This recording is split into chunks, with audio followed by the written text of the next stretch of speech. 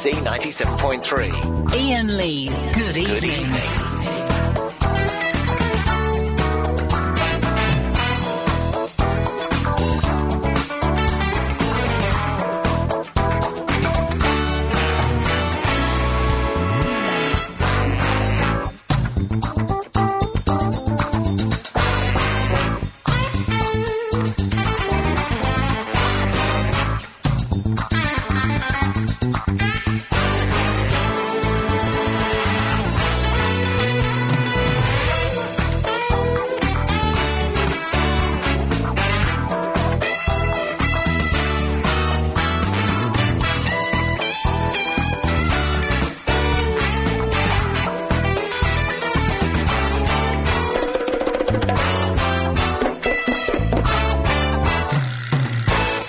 Yes, there we go. 0870 9090 973. We start the show as we always do on the weekdays, 7 till 7:30.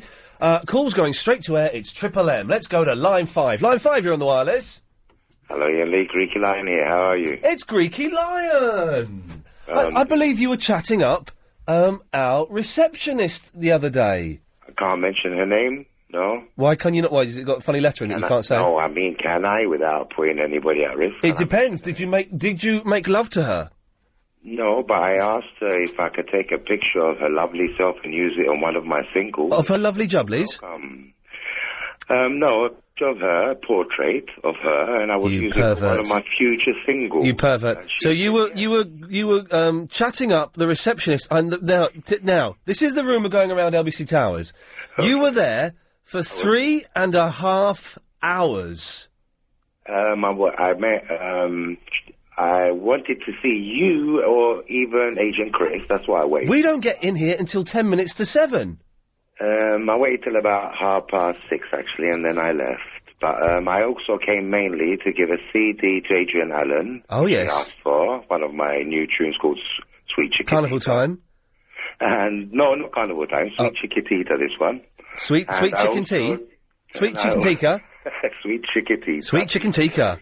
Okay, I'd like to hear Sweet Chicken Tikka. If you want, I'll send one in for you as well, yeah, I'm all right. Line 2, you're on the wireless. That is the worst beatboxing I have ever heard in my life. Line 7, you're on the wireless. Oh, James Well, show on TalkSport Radio. Call James Well, show on TalkSport Radio. Monday, Tuesday, Wednesday, Thursday. Monday, Tuesday, Wednesday, Thursday. Monday, Tuesday, Wednesday, Thursday. Call James Well. So lovely, thank you very much. We probably shouldn't let him on, but I do find him delightful. Line 6, you're on the wireless. As I steered my boat along the cliff, when to Hawaii I said goodbye, all the world seemed sad and still as if it knew my grief and heard my cry. I'm holding a pen and I don't know where I got it from. I've just started writing. I thought, where the bloody hell did I get this pen out of my bag? Was it here? Because I know Paul Ross leaves a lot of mess in the studio. We'll have a word with Martin about that. Didn't you find it on the floor yesterday? No, I found 3 pens on the floor the other day. But no, but this, I don't know where this came. Did it come from my bag or did I just... What does it say on it? A Penac FX7, BA 2001 Japan. Oh, it's mine. Get stuffed, is it yours? Hey, do you want to speak to a homophobe? Yeah. Nice one! Line 2, you're on the wireless. Mike Mendoza's on Saturday, Sunday, Monday morning. Yes. Let's go to line 1, you're on the wireless. Good evening, I'm in the streets of Croydon again, finding out what people think of the Iain Lee show. Yeah. And I'm just going to stop these two gentlemen. Hello, I'm Judy, and this is my friend Sandy. Oh, hello. Oh, hello. Do you listen to the Iain Lee show by any chance? Oh, we got one of them. Oh, 2 of them. Oh, you mean you like Iain and Chris? Oh, yeah. It's him, isn't it? Him, yes. Oh. Fantabulous. Well, thanks very much indeed, guys. Oh, lovely. That's how. Then we'll send you the account. Yes, thanks indeed, guys. And now back to the studio. Wow, this is the new Chris Morris. This is fantastic. Not me. Not me at all. I'm talking about Philip there, who's producing his own little bits and pieces. I want to see more of that on Sunday nights. I want you lazy people out there, dear listener, to produce little bits and pieces for the Sunday night show, 10 till 1, because that would be kind o' cool. Line 8, you're on the wireless. Standard, Evening Standard Classified News. Philip from Croydon is a great reporter. What? Let's have some more reporting, Philip. It's great news you're giving us. Over to you, Ian. Thank you, Standard Man. That's me, mate. It's turning to Nationwide. You won't remember Nationwide, will you, Chris? Do you remember Nationwide? No. No. I wonder if you got the Nationwide thing. Nationwide was, it was kind of like a news programme that was on after the news, and it was regional news, and they'd go to regions. Did Frank Boff present it? He did, didn't he? And I don't really remember how it worked, but they had different regions. If anyone's got the Nationwide music, 0870 9090 973, and there'd be lots of, and back to you in the studio. Lots of that. Didn't Judy Finnegan, wasn't she on there at some point?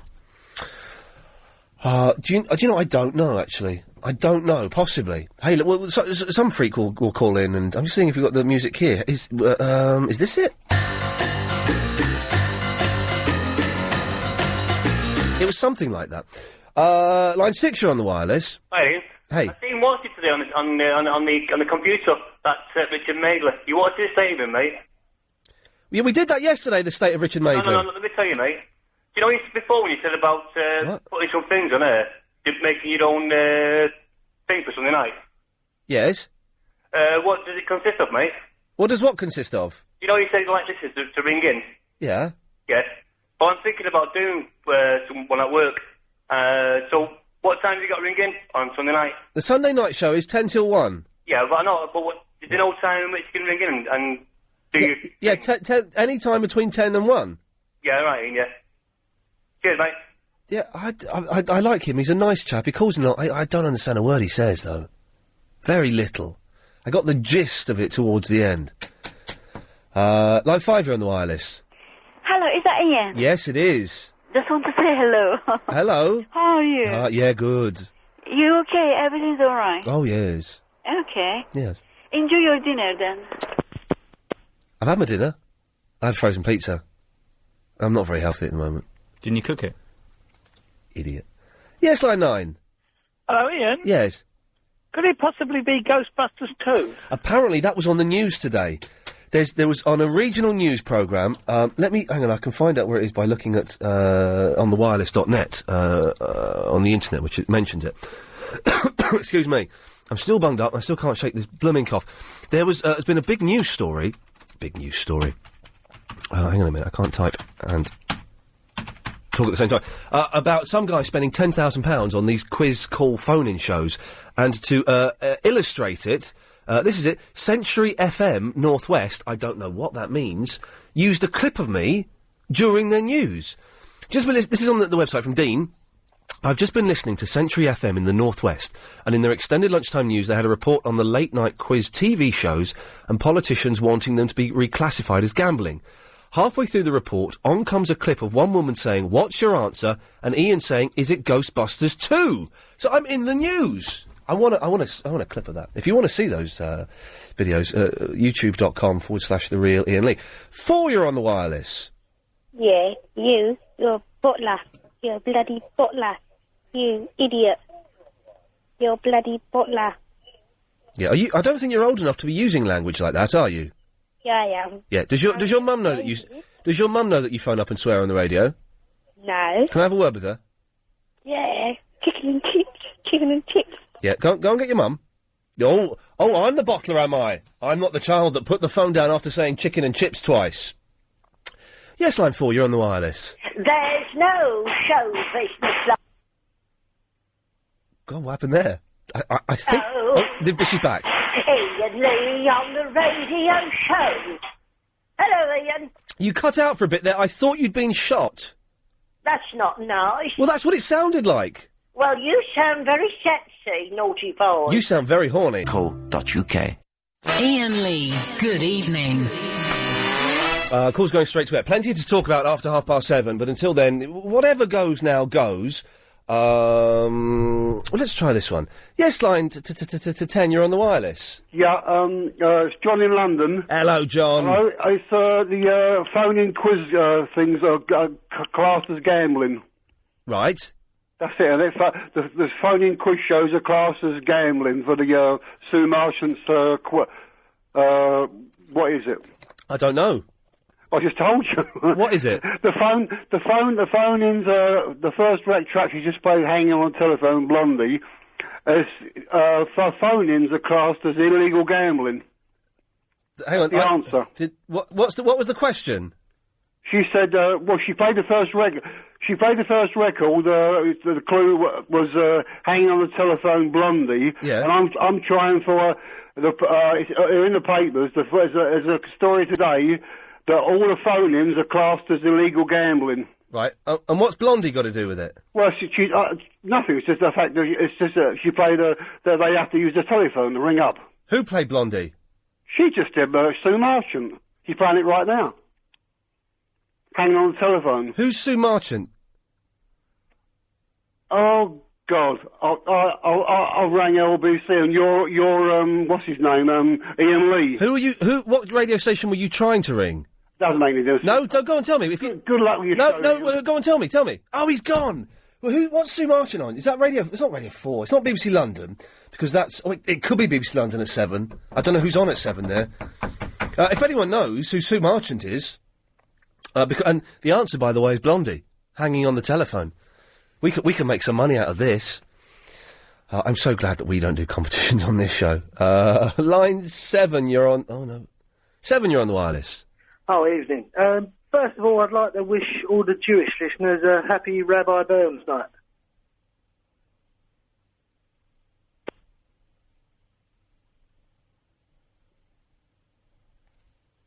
Four, you're on the wireless. I've got a new jingle for all them bottlers, innit? Okay, go for your life.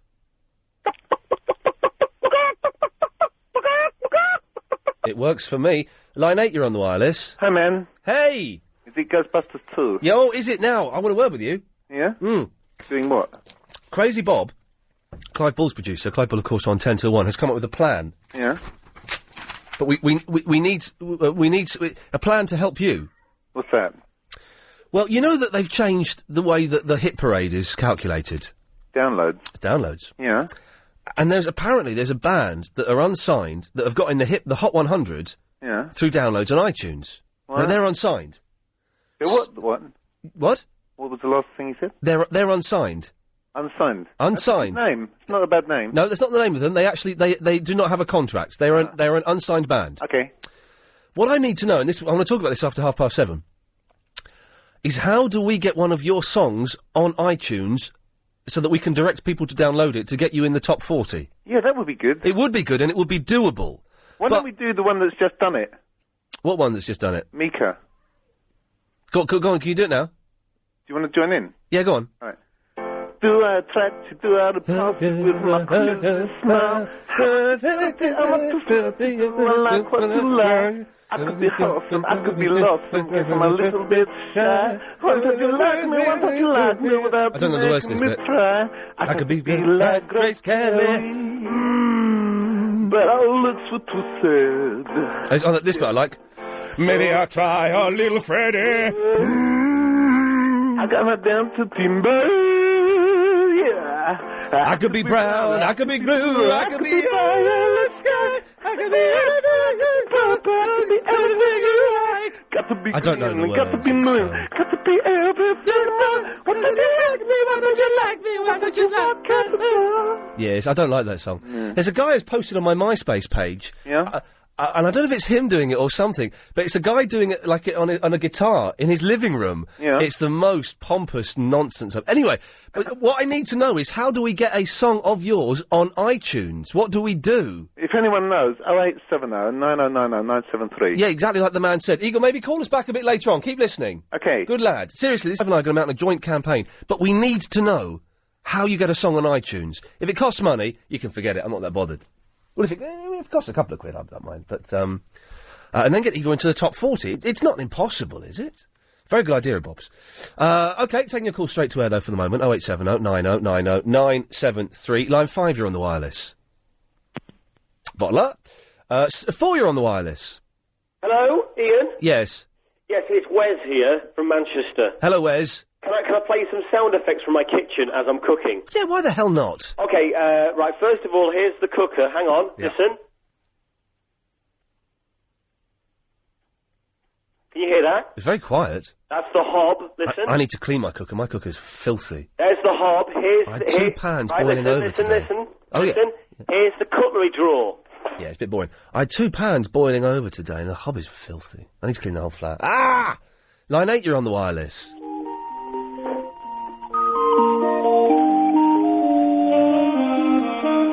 What is this? Hill Street Blues? Hill Street Blues, isn't it? Yes.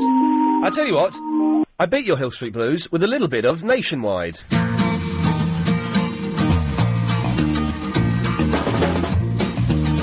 I don't remember this. I remember this. I remember that. Thanks to Lino who sent this in. He normally, well, someone else has sent it in as well.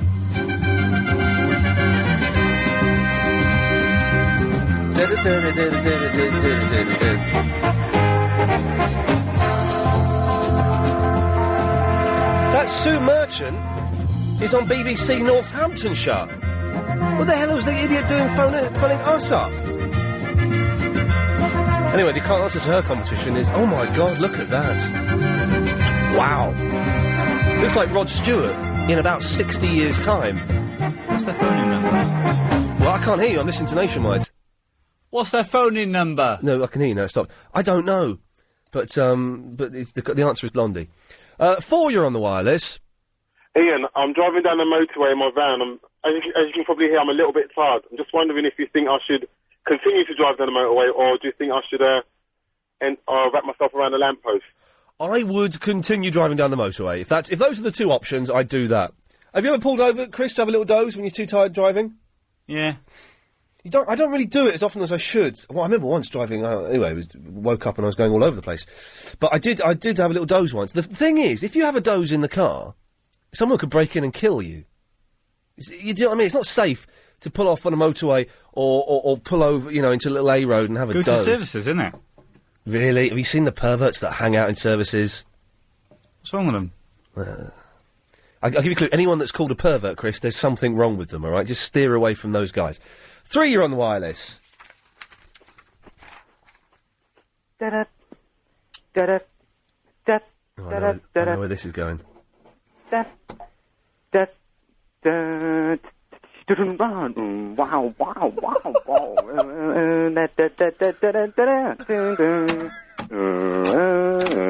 He's doing the long one now.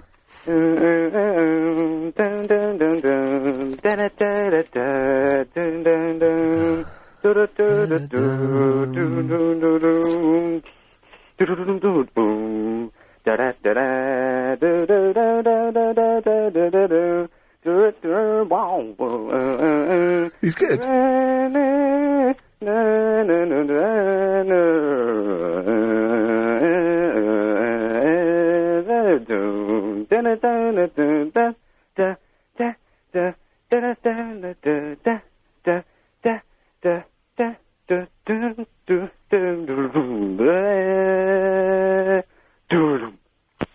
Wow, he did the whole thing. Fair play. We let him stay on, and he did it. OK, last couple of calls on Triple M. Line 1, you're on the wireless. Ian, it's Marcus. Very quickly, because I'm going to run out of credit. Yeah. TuneCore, TUNECORE, TuneCore.com. You'll get merchandising and stuff on iTunes. Oh, hang on. Whoa, OK. Yeah. OK. I just ran out of credit. I didn't write that down. I wasn't actually listening. He was telling us how we could get Eagle's song on iTunes, and none of us were paying attention. I missed it. Yeah, me too. 2, you're on the wireless. Hello? Hello there. Hello, Ian, is that you? Yes. Last. Do you know, it's about the 3rd time I've called on my, I might have been the bottler that you thought hung up. And I've been hanging on for so long, my call cut out. Oh, right, yes. You know, you need to sort of get people off the line a bit quicker, really. OK, well, that's easily done, yes. Thank you for the advice. OK. She asked for it, didn't she, really? You know, she set me up, I kicked it into the goal and the thing. was scored. OK, stop calling for Triple M now. If you're calling up now, you will speak to Chris, as we are about to start the show proper. How do I... Iain Lee's Good Evening. Hang on a second. Ian and Chris, I have a huge favour to ask. This is on the emails. One of the girls I used to work with is coming up to London to stay from the 1st of February. She's recently broken up with her boyfriend and has been feeling pretty low lately. I'm going to be organising lots of nights out for her throughout February, and I thought that you two chaps would be great company to cheer her up. If you think you can manage to both or separately take her out, let me know. I've attached a picture. Oh, jeez, what? Oh, God. What's Oh. going on there? What is that? Oh, I've been violated. My eyes have been violated. Oh, look, there we go. Someone has actually got up for that. Let's start with Philip. Hello, Philip. Oh, Ian, I just rang Radio Northampton. Oh, did you? Is that Sue Merchant? That's so much. I spoke to the producer, John Wright, told him the story. He thought it was hilarious. Oh, right, yes. And he said that gave them your number, so they said they might call you, but they said if not, Yes. I was to pass on their best wishes to you. You didn't mention the fact that I said she looked like No, Rod Stewart in I 70 years' time. I told him what had happened with the caller and everything else. Oh, right. I got their phone number out of the Radio Times. It's their, they have phone-ins as well, I understand. Oh, yeah, blimey. Yeah, amazing, isn't it? Incredible. Philip, thank you for that. Okay. Good lad. Ian, what happened to Tuesday's podcast? It's only an hour and 14 minutes long. We don't do the podcast now. That's Rebecca does that. Is it Lovely Rebecca? Lovely Rebecca. Lovely Rebecca. Paul! Is that Ian? Yes. How are you, sir? I'm fine. Good man. Yeah, what it is, I just had a call from a Philip in South North. Oh, Hell's Teeth! Hang on a second, yes? Yeah, what it is, I'm in the production control here, John Raitt, who's on air. We just had a phone call about somebody misdialing and getting LBC for a competition or something. We say misdialing. I believe the guy was what we like to call a mental. And he came on and was banging on about Blondie hanging on the telephone. Oh, my Lord. And I'm like... Any of them up here, you see, Ian? Yeah, well, hang on. But where are you? You're in Cambridge? No, BBC Northampton. Well, hang on. Where's Northampton? Hang on, let me draw a map You've of been to England. Northampton. You were at Silverstone not so long ago. Oh, that's in Northampton, is it? You didn't know Silverstone was in Northampton? Come on, Ian. Am I as slick as Jade Goody? I may be, but I'm not a racist. Well, yeah, no, I didn't know it was in Northampton. Isn't that sad? There you So you're up there. Well, what the hell was this fruitcake doing phoning us I then? haven't got a clue. Like I said, we've got plenty of them, but I don't know what it was. Like I say, I just got a call through from Philip in South Norwood. Who Yes. said you've just been mentioned on LBC. To be honest, Philip's a little bit dodgy as well. Oh, is he? Yeah, I take everything he says with a pinch of salt. What's the prize and have we won it? The prize was a CD of Madness, and no, unfortunately, you haven't won it. I think it was Barbara from Barbie or something. I don't know. You say you sound like you've got the same contempt for your callers like I have for mine. What time are you on till anyway? What time you? Oh, I'm on 10 o'clock. You couldn't give us a mention on BBC, could you? No, we probably against the we rules. couldn't do that. I don't have a licence. Yeah. Yes, nice speaking to you anyway. Very nice speaking to you. Send my love to Sue. Yeah, I will do. Okay, thank you. All right, Ian. Ta-ra, Bye-bye. mate. Bye. I don't know what's happened. It's like a live link-up with a BBC station. I don't know if that's... Chris, you need to check the Ofcom book, because I don't know if we're allowed to do that. I think that's... what? That fella was from BBC Northampton. I'll just delete it from the podcast. Good idea. Angela is in Wandsworth. Hello, Ian. How you doing? I'm confused, but fine. Cool. This is the first chance I've had to listen into your new time slot. Fantastic. I have to come around my mum's because I'm too poor to own a radio. No, Okay. hang on. You haven't got a radio? Well, no, but I've got TV and you can get all sorts of digital radio on it, but LBC doesn't come up. Are you on the Freeview? Yeah. Yeah, well, it's going to be on there soon, I think. Okay, that's cool. But what do you mean you can't afford a radio? They're like £2. No, I'm lying. But what it is, I used to listen to you on the way home in the car, right? Yeah. And now you've changed time. I'm at home by then. So. Yes. And my friend just phoned me in Kent and said, you listen to Iain Lee, you're at your mum's, she's got radio. So I thought, Wow. okay. The buzz is happening. But you're not talking to your mum then? No, she's in the front room. Yeah. I made her listen, she was watching Emmerdale, and I was like, Mum, you got to turn it off, Iain Lee's on. No, listen. But listen, she used to watch you on what was that show called, ages ago, on Fridays? The show on the Friday? You remember you were on, not Friday... What? Your satirical show on a Friday. The 11 o'clock show on a Tuesday, Wednesday and Thursday? Yeah, that was it. Every day apart from a Friday, yes. I'd had a glass. The thing is, my mum is watching, when they won't be Emmerdale now, what is it, Thursday? She's watching Coronation Street. Ah, okay. Because now, you see, I'm missing EastEnders to listen to you today. Is it EastEnders tonight or is it Corrie? It's Corrie. EastEnders at 7:30, and Oh, we're getting ready for tomorrow for the big one. And I said, nope, you put Iain Lee on. You- Okay, so how about that? Well, you love it. You've got more dedication than my very own mother. Cool. Yeah. Okay. Well, Anyway, enjoying your show, wicked. Keep it up. I'd just like to say to my friend Gary in Kent, Oh dear, we missed that bit. 08709090973 is the telephone number if you want to give us... I nearly phoned my mum up there, but I know if I did, she would be so peed off if I interrupted her EastEnders. And she would... The thing, you phone my mum up, she's bonkers. She won't turn the telly down when you're on the phone. So you can't hear what she's saying. And the telly's really, really loud in the background. I'm tempted to give her a call, actually. Can I give my mum a quick call? Let's just see how loud she's got the telly. She's going to be so annoyed with me. We won't keep her on for long because she might swear. She might have had a little nip as well. Hello? Hello, Mum, it's Iain. Hello, Ian. Can you just be quiet? You're on the radio, so don't use any of your potty language. No. No swears. Can you be quiet? I just want to hear how loud you've got the telly. Let me... Well, don't turn it up. Where's she gone? Mum? Mum? Yeah? Just be quiet for a second. I just want to hear the telly. Okay. See how loud she has it. She won't turn it down when you call in. How far away is the TV from the phone? It's right in front of her. Mum, thanks for that. Okay. Is everything all right? Everything's fine, yeah. You enjoying the EastEnders? Yeah. Hey, listen, Mum, you know this is the third week of me doing this show. All right. The new slot. Yeah, the new slot. How's it going? Well, how many have you listened to? Honestly, how many of the new slot have you listened to? 2 full slots. Yeah, but not the Sunday show, the weekday show. Oh. Does that mean none? I mean, I listened to it last night. Okay. Did you listen to me or... And the night before. Okay. Did you actually listen to me, or were you just waiting for Clive Bull to come on? A bit of both. Yeah, okay. I'll let you get back to EastEnders. Thanks, Mum. All right. Speak to you tomorrow. Bye. Bye-bye. She loves Clive. She'll turn off the telly for Clive. Her own flesh and blood. I passed through that woman and she won't listen to my radio show. She has the telly so loud. They do, though. Your mums do. I mean, she's not particularly old or anything. She's not deaf. But they have the tellies really loud and your mum just turn it down. Turn it down for a minute. But she doesn't.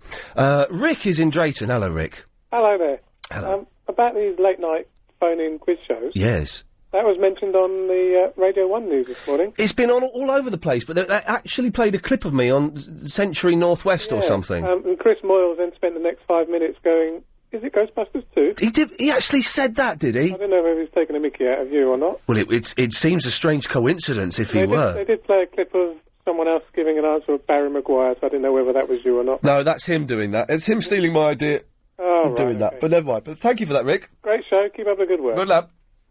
087090909. I haven't actually spoken about anything so far, have we? Just meandering through the evening. Let's see if we can keep this going for the whole night, because I'm genuinely really tired. Absolutely shattered today. Alan. Hello. Hello, Ian. Hello, Alan. Hi, good evening.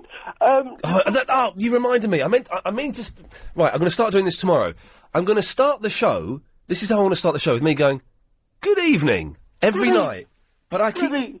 Yeah, go on. Good evening. He got it out in the end. But I keep forgetting to do it. We should have like a big fanfare and then me going, good evening. Good, yeah, I'd do that bit. Good evening. Good evening. No, I'm doing that bit, Alan. Okay. Good evening. Good evening to you, Ian. No, I'm... Okay. Oh. Anyway, what can I do for you? You're speaking about the lorry drivers, in, service stations? Was I? I think you were. I mentioned perverts. I'm not in any way saying that lorry drivers are perverts, although I have seen a film. What happened there? I think I've got a call waiting. Never mind. I'll dump him. You'll do what to him? I'll dump him. Okay, right, I yeah. know it's a withheld number.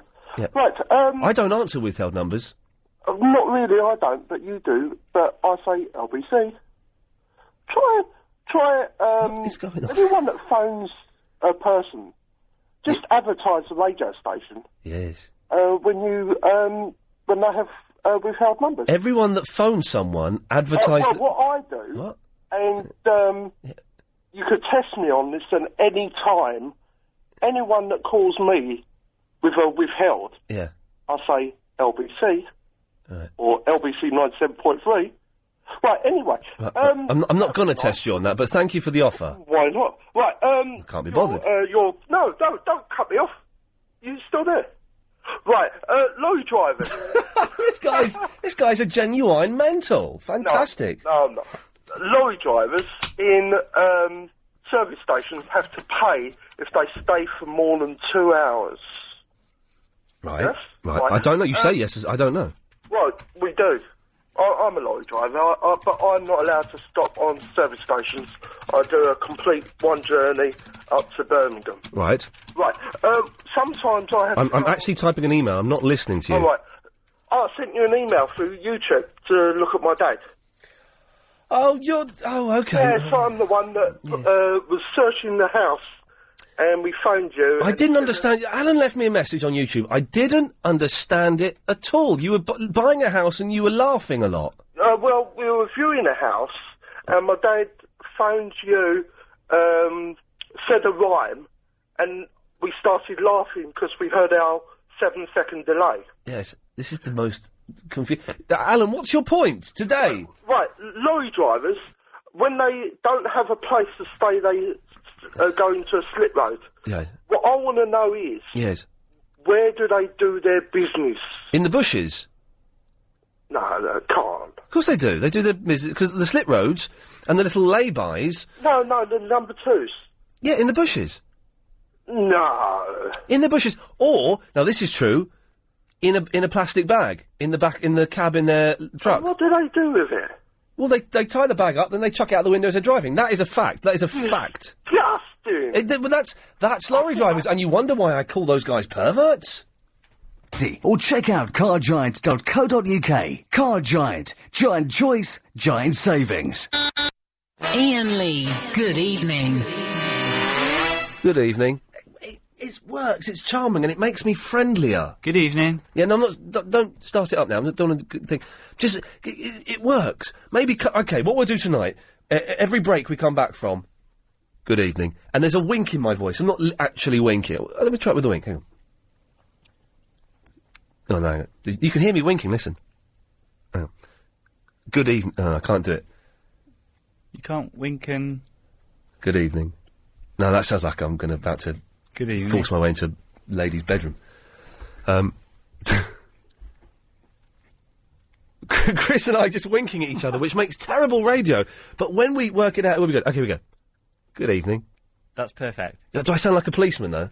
Good evening. Okay, from the end of each break, we'll come back and I'll do a good evening. Let's see how it A goes. bit like Anne Robinson. That works for me. She's hot. I think she's quite sexy, Anne Robinson. Yeah. Good evening. Good evening, good evening. That was good. Let's go to just getting the bins emptied. Don't worry about the noise. It's absolutely fine.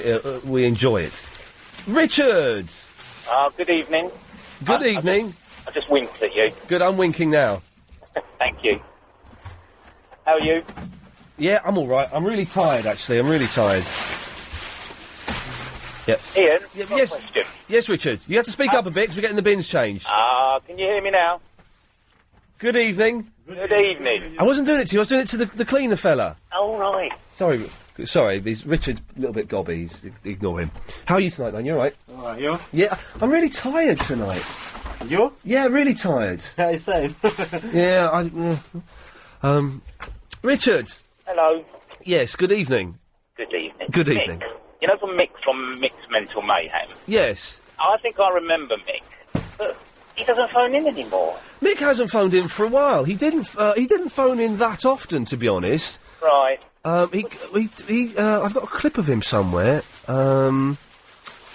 What was this is Mick. Please say they're on the wireless. It's not a radio, it's a wireless. Please, I can't stand it anymore. It's a wireless. That's Mick. Oh. Hey, Chisholm, thank you very much. There you go. Now, Good evening. Now I'm worried it's not the bloke I thought it was. It's not the one that used to do at the end of Tommy Boyd's Saturday show. He used to do like a lyrics to a song. Yeah, that's him. That's him. Well, where's he gone? Have you upset him? No, do you know what? I hadn't. We've exchanged a couple of emails the last couple of days. Actually, I haven't heard from him for a while. But then he emailed me the other day. But yeah, he's fine and well. He never really called in my show that often. He called it in every once in a while. Right. But that's the thing about this kind of thing.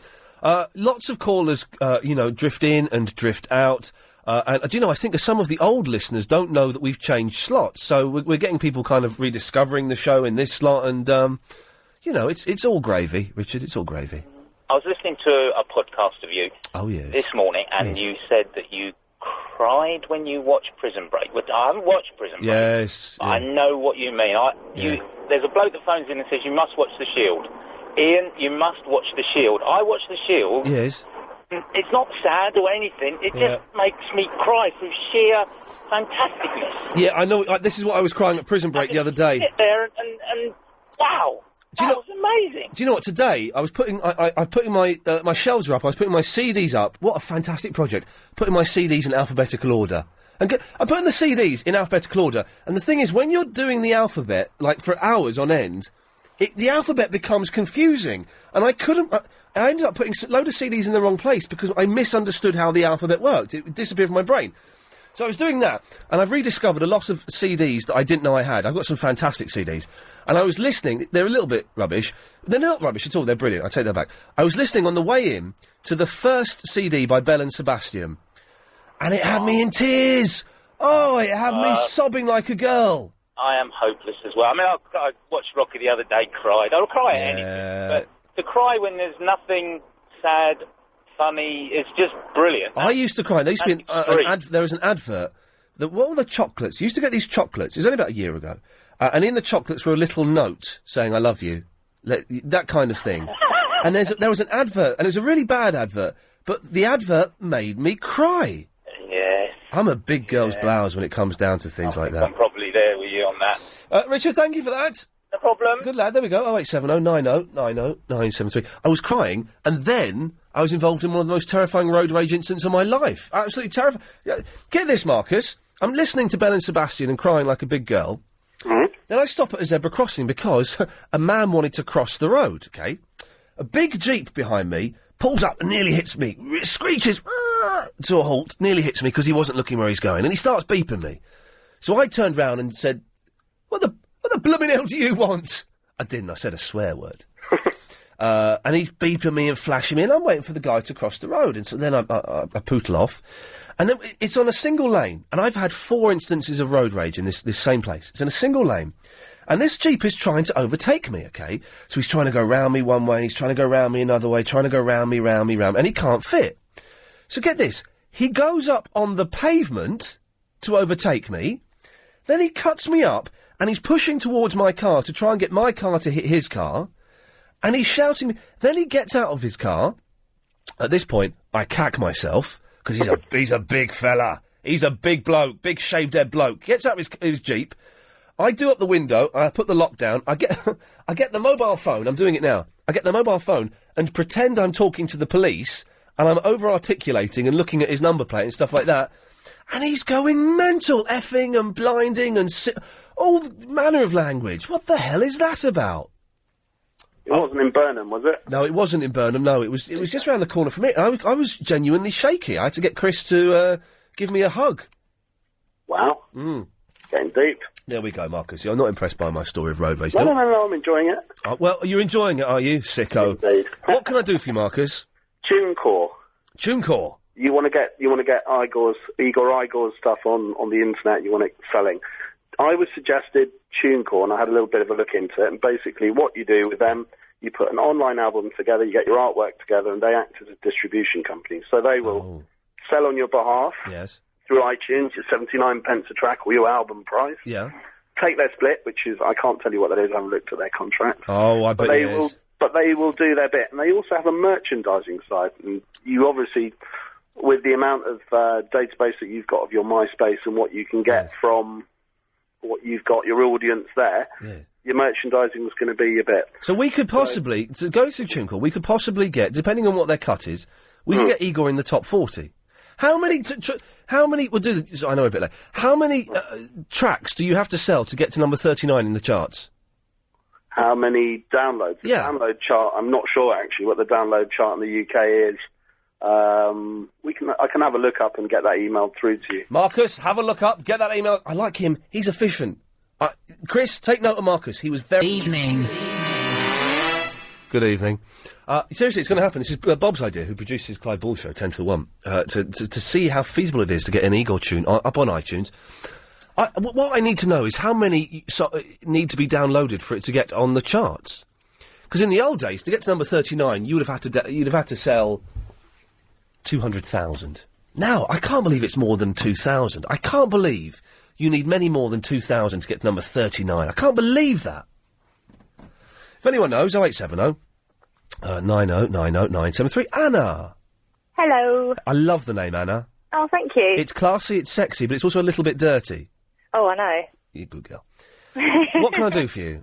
I'm just calling to say hello to you all, and I've had a really bad week so far at work. And it could possibly even get worse. It could. Why has it been a bad week? I don't know. It's just been one of those weeks at work when, well, I seem to be doing work but not getting anywhere fast. Oh, man. Yeah. That's my whole life is like that. Is it? Yes. No. Never mind. You know what? You've got your health. Have you got your health, or are you poorly as well? No, I'm fine, thank God. Well, there you go. You see, that's something to. Hey, maybe some music would cheer you up. Do you think? Yeah, I think so. Name a TV show, and I'll play the theme tune to it. Any TV show, and I'll play the theme tune. You've got me on the spot now. I have no idea. 24. Oh, okay, fantastic. Here we go. Oh, hang on, I can do it better than that. Hang on, why has that gone? Here we go, 24.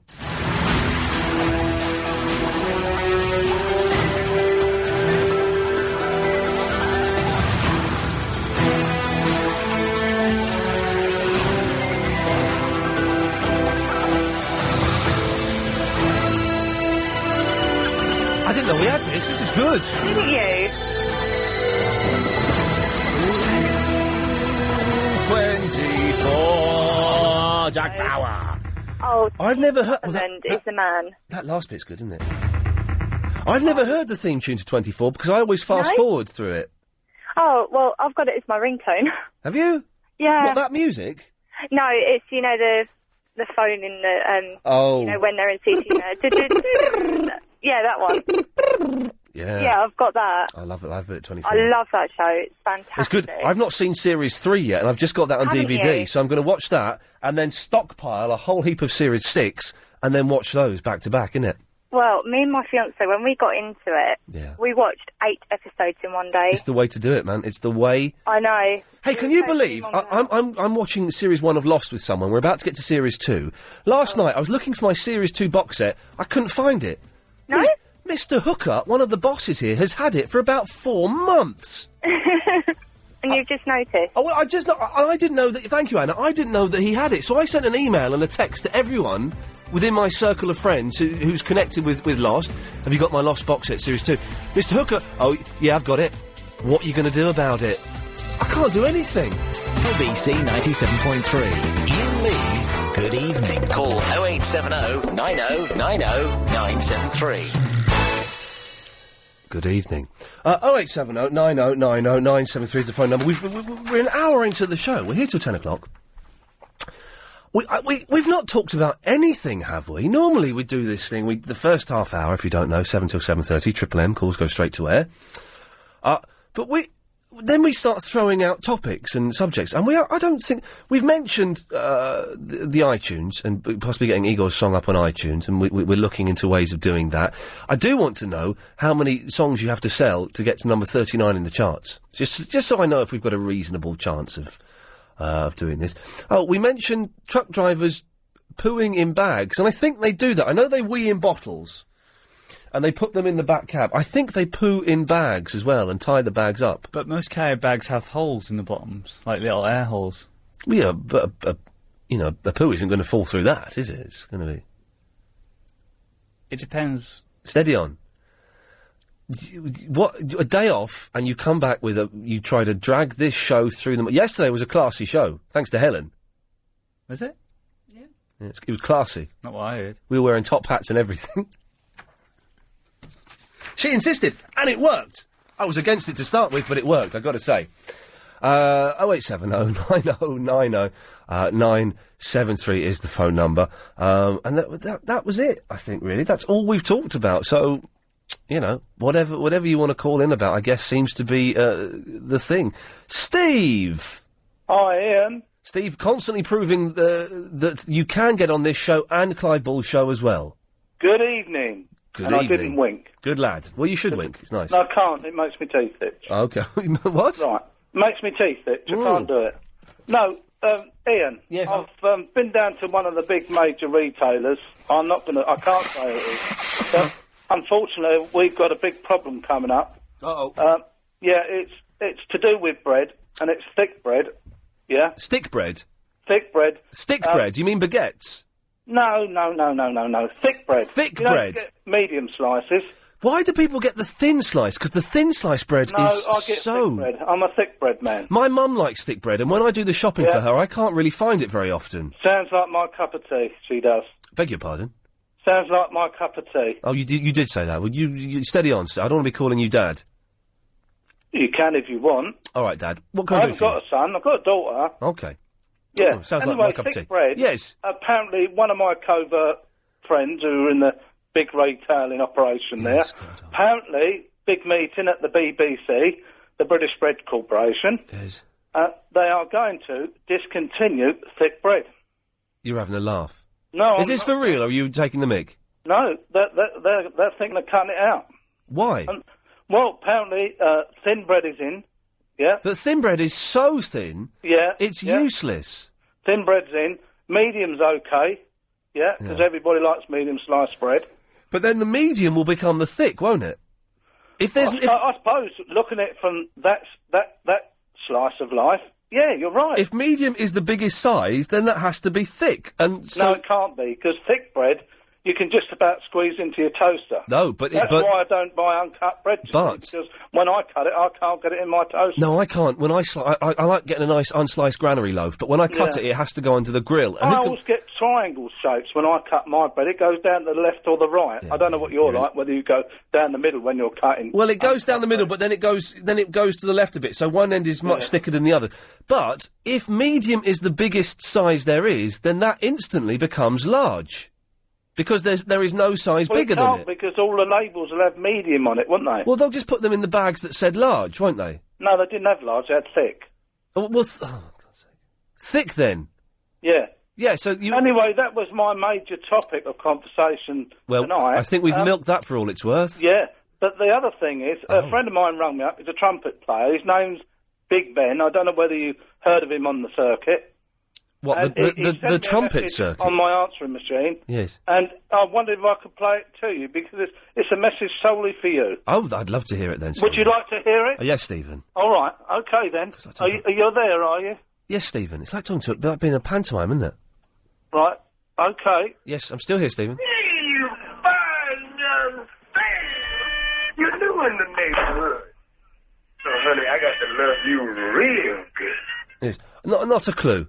Not a clue what was going on there. 0870 909. I've just had a stat load of emails coming in for some reason.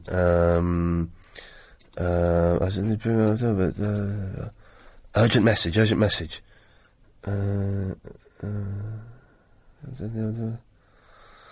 Oh, no. There's now someone's accusing me of stealing ideas of Chris Miles. No, not at all.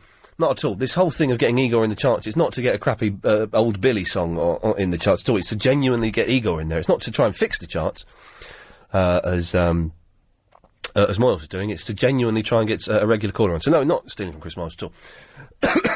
Alison! Hello, honey. Hello, Alison. How are you? Yeah, I'm all right. I can't get rid of the last little bit of this cough and this cold.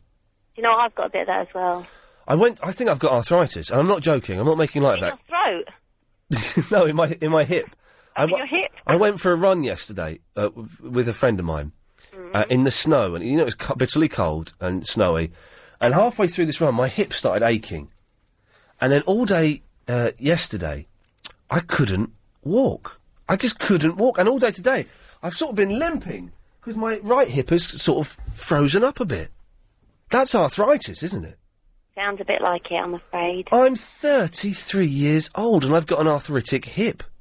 God. I'll be getting a new one by the time I'm 40. Well, actually, why don't you put your name down on the waiting list now, and by the time you really need one, you should get one. Excellent stuff. Nice bit of politics. We dig that. What can I do for you, Alison? We're just ringing, really, because I don't know if you remember from last week, we called you to find out about your lock, and did you fix your lock with the vegetable oil? Oh, you're the olive oil lady. No, I'm actually the monkey. Do you remember you spoke to the organ grinder after? Oh, yes, that's it. Yes. Well, we mentioned this. Do you know what? On Saturday, All right. I got into the flat. I had to blow on the lock basically, my lock was frozen. You'd put the key in, it wouldn't turn. You'd have to take the key out and blow on the lock, and then it would work. So I was doing that on Saturday, blew the lock. And as I did, I thought, do you know what? Sod this. I'm going to phone up the locksmith today. I'm going to get them round today. I'm going to get a new lock. Had the phone in my hand. Yeah. I thought, right. I'm going to try the olive oil. Mm-hmm. It won't work. I'm going to try it. Got the olive oil, put it in a little bowl, poured it out, put it in a little bowl, got my key, put it in, dipped it in there, got it all nice and olive oily, wiped it dry on the tea towel. Oh, no, I didn't wipe it dry on the tea towel. No, not at all. Put it in there, got all olive oil, put it in the lock, and do you know what happened, Alison? Go on. It worked.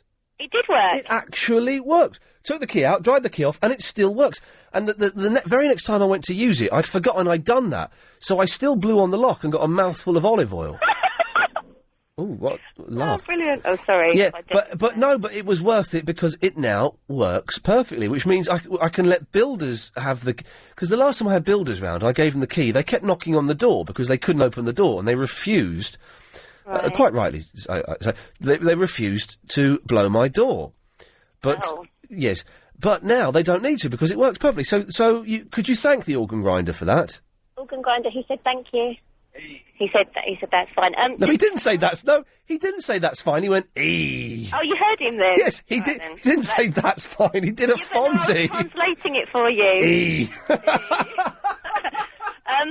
Ian, just before we go... Yes, Alison. I don't know, if you're really stuck for, things to talk about tonight, we're just going to karaoke because the organ grinder actually runs a karaoke at the main hall. God. And if you really want some entertainment later on, we Yes. can always ring you back and you can hear some of the lovely singers. Do you know what? I'm fine, thank you. We're not stuck for things to talk about. Au contraire, I've got 2 sheets of topics. There's, 15 topics on each part. 35 topics to talk about.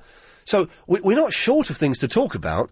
It's just I haven't had the opportunity to introduce any of them, and suddenly we're going off on a bread tangent. Hello, Betty. Oh, hello, Ian. How you doing, my love? You all right? Well, where do you get thin bread? You know I can't chew or swallow, and I do medium. Yes. And it's all thick. Yeah. And I go through a whole loaf, and I just find 2 thin slices. Yes. And then I throw the loaf away. Blimey. And where can you get? They say they don't make thin bread. The big Tesco's does it. The big Tesco's do it, don't they? Or have I dreamt it? Yeah, I don't go out, but we haven't got a Tesco's. Get your son to get off his lazy backside and go to a Tesco's. No, he won't do anything for me. He won't get... Well, he can't... went and got me a Warburton's the other day. Warburton's? Oh, and that was so thick and new. Yeah. I had to spit it all out. Yeah. But the medium is thick. No, a thick is thick. Yes. Thick is thick, but medium is going to become thick when they get rid of thick. Yes. Oh, well, perhaps if they get rid of thick, they might do thin. But they do... I'm sure they do thin. No, they don't do it. But you don't... no disrespect. You don't get out, and I do, and I'm sure... No, but I've had people go everywhere. I think they're lying to you. And I wrote to yours and saw in yours, a lady wrote and said she couldn't get thin bread. Yeah. And you know what the answer was? The only place you could get thin bread France. is Peterborough. Peterborough? Yeah. Peterborough. Peterborough? Yeah, that's up north. Blooming well is, isn't it? Yeah. I think that you can get thin bread in Tesco's, and I'm sure that we're now going to have lots of people phoning in. There is a little Tesco's that my gardener goes in, and he gets medium, and that's thick, and thick, medium's going to be thick. And it doesn't taste like bread. I don't like Tesco's. Ooh, doesn't even taste like bread. Oh, Betty, I've got to go, but I love you. Yeah. You going to be all right? Yes, all I'm right. in bed, listen to you. Good. And you listen to Clive at 10? It's Yeah. Stomach then. Do you hear my stomach then, Betty? Pardon? No. Well, thanks for calling. Terms and conditions apply. Ian Lee's Good Evening. Good evening. Just had not a bet with Chris, but for some reason Paul Ross was giving out DVDs, which is very kind of him. I don't think they were his, actually. I think he nicked them. And Chris was given Beer Fest. No, Bob gave you that. Beer Fest on DVD. And Chris is going, I don't think I'm going to like it. I don't think I'm going to watch it. I said, well, watch it, because I think you'll like it. I've never seen it. But I remember seeing the trailer for it. And I said, if you don't like it... Well, how did it work? If you don't like it, I'll give you £1. And if you do like it, you give me £1. Was that how it worked, Chris? Was that the deal? Yeah. And you're going to be honest with me? Yeah. OK. So, there's an invalid number you've just dialed there. So we'll see. If anyone's seen Beer Fest, and we'll know if Chris will like it or not. 0870 9090 973. I think he'll love it. Because it's like a bit of a stupid boys' comedy and, you know. It's Sylvester Stallone. Hello, Sylvester. I'm good. How are you? I'm very, very, very well. How are you? I'm good. I'm very good. How are you doing? Yeah, I'm great. How are you? You all right? Good evening to you. Yo, good evening. Good evening. Can I have my Burley down nice and low, please? Yes, good evening to you, Sylvester. Good evening, yo. Good evening to you. Yeah, good evening. Good evening. Yeah, can I just interrupt here, Sylvester, and say good evening? Can I just say, from me, from Mick, from Adrian, from all the family, good evening. Can I just say, from me, Apollo Creed, and the bloke who used to be the Penguin, but is sadly no longer with us, good evening. Well, thank you very much, you know. Good evening to you, too. Good evening to you. That's right, good evening. Good evening. Hey, you know, what time is it over there? It's evening time, and do you know what? It's actually quite a good evening. Good evening. Yeah, good evening to you too. What time is it over there? In Hullston. Well, it's evening time too, you know. It's evening time there too, in Hullston? That's right, it's evening over here too, you know. Well, good evening to you. Well, good evening to you. Good evening. Well, I want to talk about my rocket movie. Oh, hang on a second. I think that, Sifu, do you want to say good evening? Good evening. Good evening to you. You alright, Sly? You've been a big influence on my life, you have. You're a good man. Yo, that's great, you know. Are we going to see Rocky 7? I'm not done with you. Yeah, well, you know, we'll see how long I can go for, you know. Get back in the ring one more time. I'm not done with Rocky. Great, you know, I'll keep on going, you know, for you, man. You got to keep doing it. The people need you. Yo, that's right. Inspire me. Inspire me, Sly. Inspire him, Sylvester. Inspire him. Keep on fighting, you know. I'm always fighting. Great, that's great. I'm going to go now, Sly. Okay, good evening. Keep training. You look great for a man of your age. Thanks a lot. Good man. Good evening, Sifu. Yeah, what a nice man. Anyway, Sylvester, what can I do for you?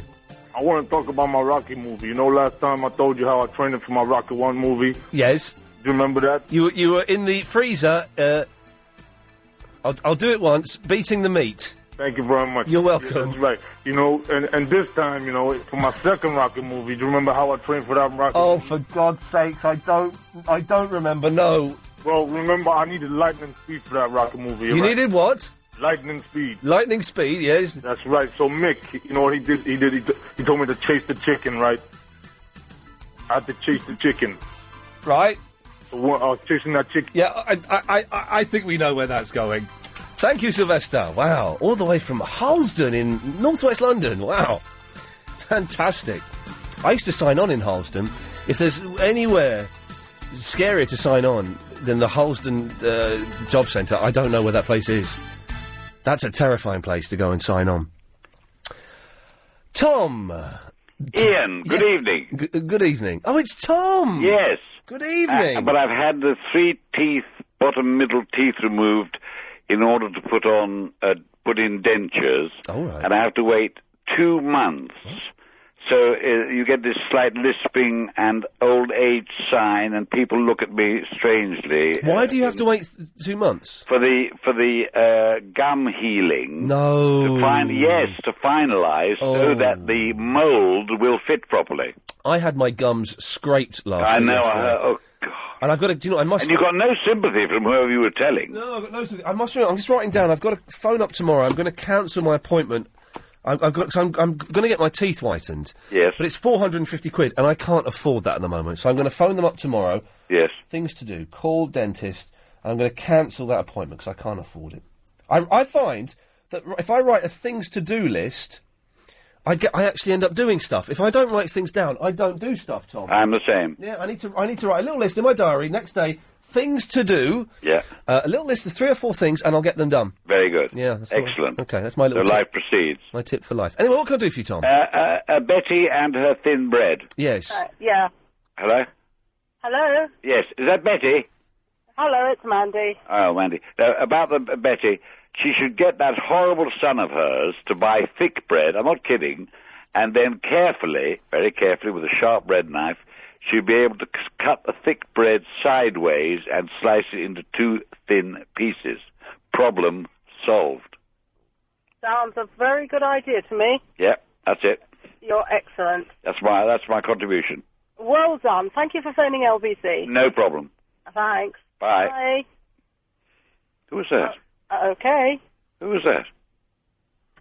Who's that? I have no idea. Who's that lady, woman speaking?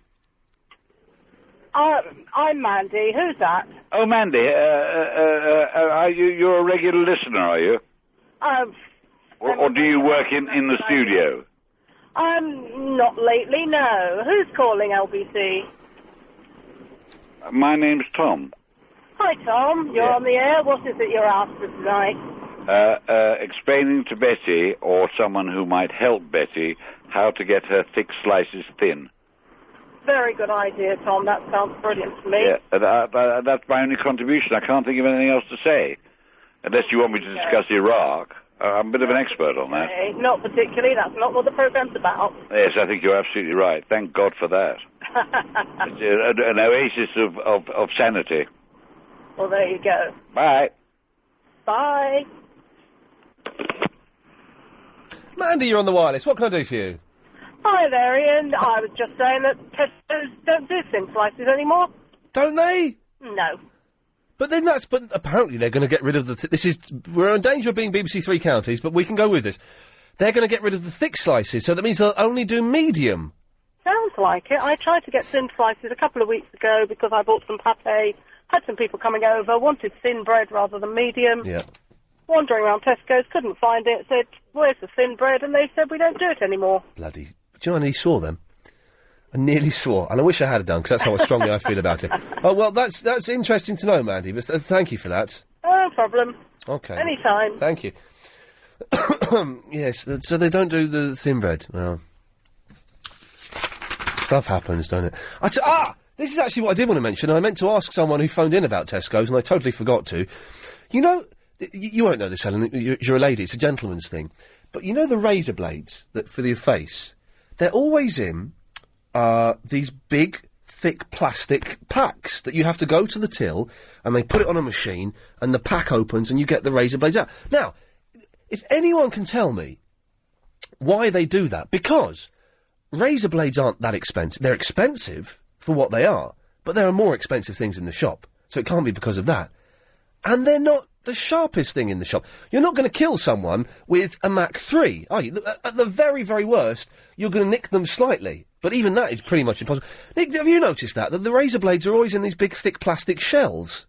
Yeah, I know, but they can be construed to be dangerous, can't they? But they sell knives in Tesco's. But that's what, do you know what, I cringe when I go past any big department store or any shop, and they've just got bundles of knives all on show.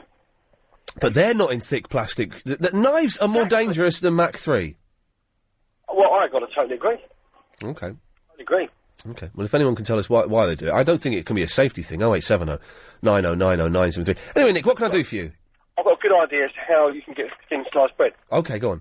You go and get a normal bread that's uncut. You go to the queues and you get yourself a mitre saw. Yeah. It's got a proper mitre bit in it. Right. Put the bread in there. Yes. Lift the saw up and saw it down.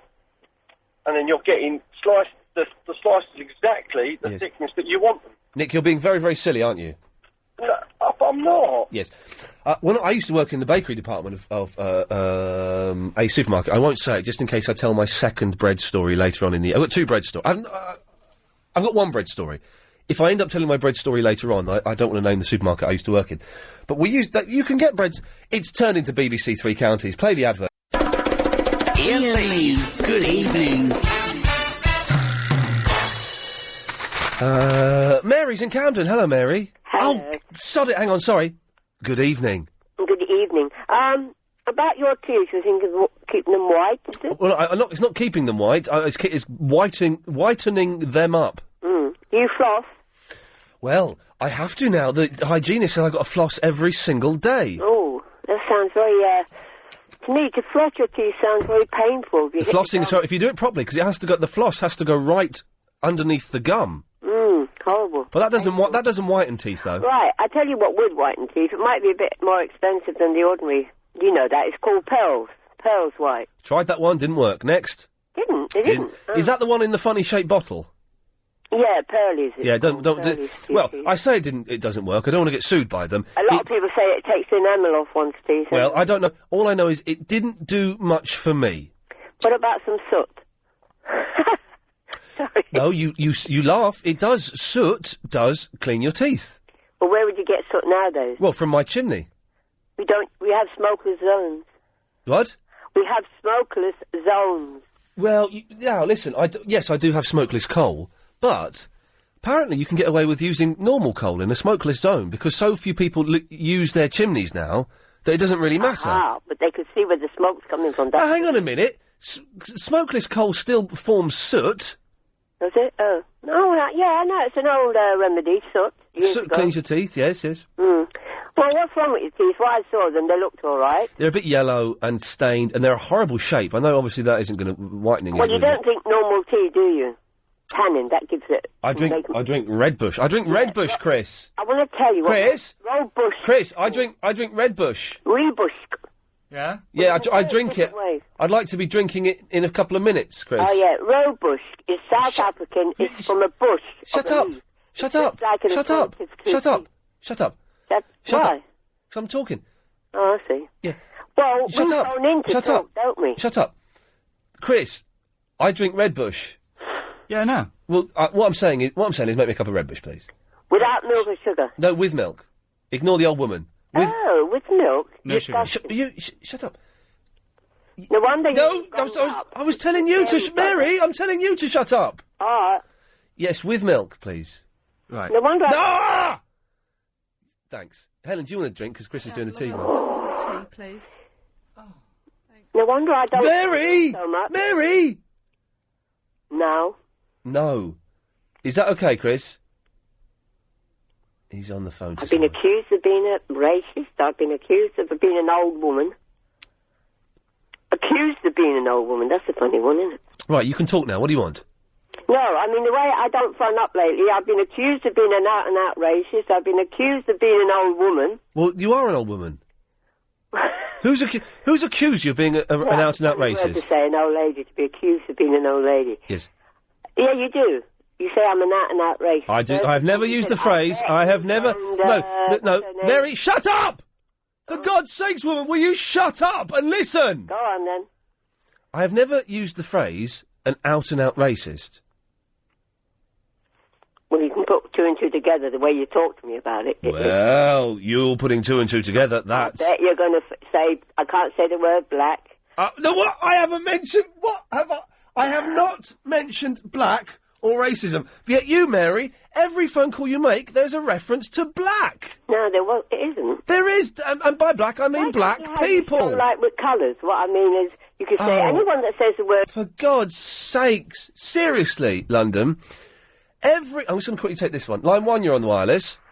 Hello, Ian. Yes? About the razor blades, did you find out? No, not yet. Apparently, I think they're the most stolen item in the world or something. And that's why. Really? That's what I've heard, yeah. Razor blades? Yeah. Okay, well, thanks for that. I don't know if that's true. Mary's an odd fish. And calls in every now and then, and every phone call has a reference to black people, which is, is kind of fine, but it's unusual that she does that. And I don't know what was going on there, but she wasn't listening to anything. Midge! By the way, everyone don't call in for a few minutes, because Chris is downstairs making a cup of tea, so if you're phoning in, I wouldn't bother. Midge! Oh, good evening, Ian. Good evening. Good evening. Good evening. Hello. Hiya. First time to caller to your show. Okay. Just wanted to say it was an excellent show on Sunday. The Sunday show was good last week. Which normally means if we have a good one, a really good one, like we did last Sunday, the next one's going to be a bit rubbish, but you never know. Just ring. What do you think of thin models? What do I think of thin models? Yeah. I like girls with a bit of shape to them. In the words of Cat Stevens from his 1972 classic album Teaser and the Firecat, I like big butts and I don't know why. Hey, Ian, I was wondering, is it possible can I have a little request from you? What, a song? No, wait, I'm new to the show. Yes. I've only been listening for a little while. Okay, how long, Mitch? Not long. Okay, you don't want to give... So? Okay, a week or so, good work, okay. And what is, a friend of mine, he had done a podcast of your show. Yes. And it was a Christmas one. Yes. And it was, I'm not sure what his full name is, but it was Barry, and something to do with sat-nav navigation. Oh, the sat-nav song? Uh-huh. You want to hear it, do you? Yes, please, because I've missed, you know, your show for all these years. Well, as you... recently tuned in, and somebody mentioned it, and I thought it was quite hilarious. Well... Just listening to them describe Do you want to listen to it down the phone, or do you want to go and put the radio on? Well, I'll listen. Shall I put the radio on? Are you near the radio? Well, I'm halfway there and halfway... You say you're halfway there. I don't know how long you've been travelling for to get there. No, I'm at home. Okay. I'm in between the lands watching television and... Well, turn the television off, put the radio on, I'll play it for you in 2 minutes, starting from now, okay? Oh, okay, excellent. Cheers, Look at that. Now, we don't normally do that, but he's a new listener, and he sounds like a nice fella. So, in 2 minutes, we'll play Barry's sat-nav song. Until then, we'll talk to Julie. Hello, Julie. Hello. Hello, Julie. I want to tell you about razor blades. Oh, God. So people can't steal them by secreting them about their person. But you can steal other things in Tesco's and other supermarkets. You know, there are other things that are smaller, that are more expensive than razor blades. Well, they do put all the expensive things in little boxes now. Ladies' face cream, very expensive in a little box. Well, they put the CDs, they put the computer games, and they put the razor blades and ladies' face cream. But I'm sure there is stuff that's more expensive than razor blades and smaller than razor blades. I can't think of anything. Sardines are smaller than razor blades, but hey, if you're going to nick a tin of sardines, you need them. Have them. Sardines are cheaper, though, aren't they? Yes, I know. That's what I mean. You're right. OK, let's try and think of something that's smaller than... There's got to be something smaller than a packet of razor blades. I know something. And more expensive. Go on. Hearing aid batteries. Or watch batteries. Those tiny little... No, they only cost like a quid for a... No, they don't. You must be buying rubbish ones. No, watch... The tiny batteries, they only cost like a couple of quid maximum. No, they don't. Whereas a pack of razor blades is about 8 or 9 quid. You obviously don't have a hearing aid. Well, obviously I don't. No. Well, and obviously no one buys watch batteries anymore. Then I don't think you're really qualified to be commenting. Why are you getting a bit of an arse on? What's wrong with you? Because you're very stressed. I think you need to calm down. I'm not stressed. You're the one who's... You were shouting at that poor old lady? Because she was a Muppet. Well, then maybe you should issue a no Muppet warning. Oh, you're right. We'll have a no Muppet warning and you're gone. The flipping hell, where did that come from? OK, so we need... Oh, hang on a second. Let's just have this. Yes, line 1. Hello, Ian. It's Sheila. Where have you been?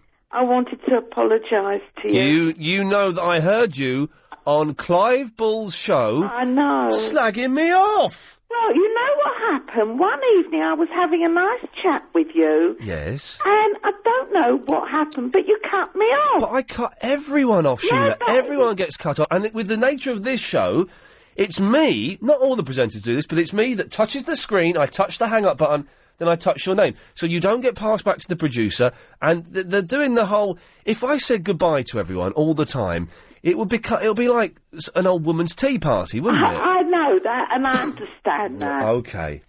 Do you forgive me? Hello? Right, so, the fella, Midge wanted to hear this. We don't normally take requests, but he sounded like a nice lad, and I'd like to keep him listening, so, this is Guy Magic Fingers and Barry's sat-nav song. To the Batmobile. Let's go. We go in the car. Atomic batteries to power. Turbines to speed. Roger.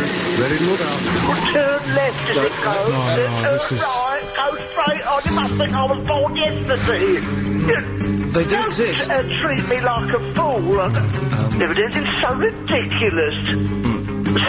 Sat net. Oh, Sat nav. Sat nav, you bloody fool. Stop taking... Steady on, Barry. Tell this bloke to stop wasting my time. And you've never heard of sat nav?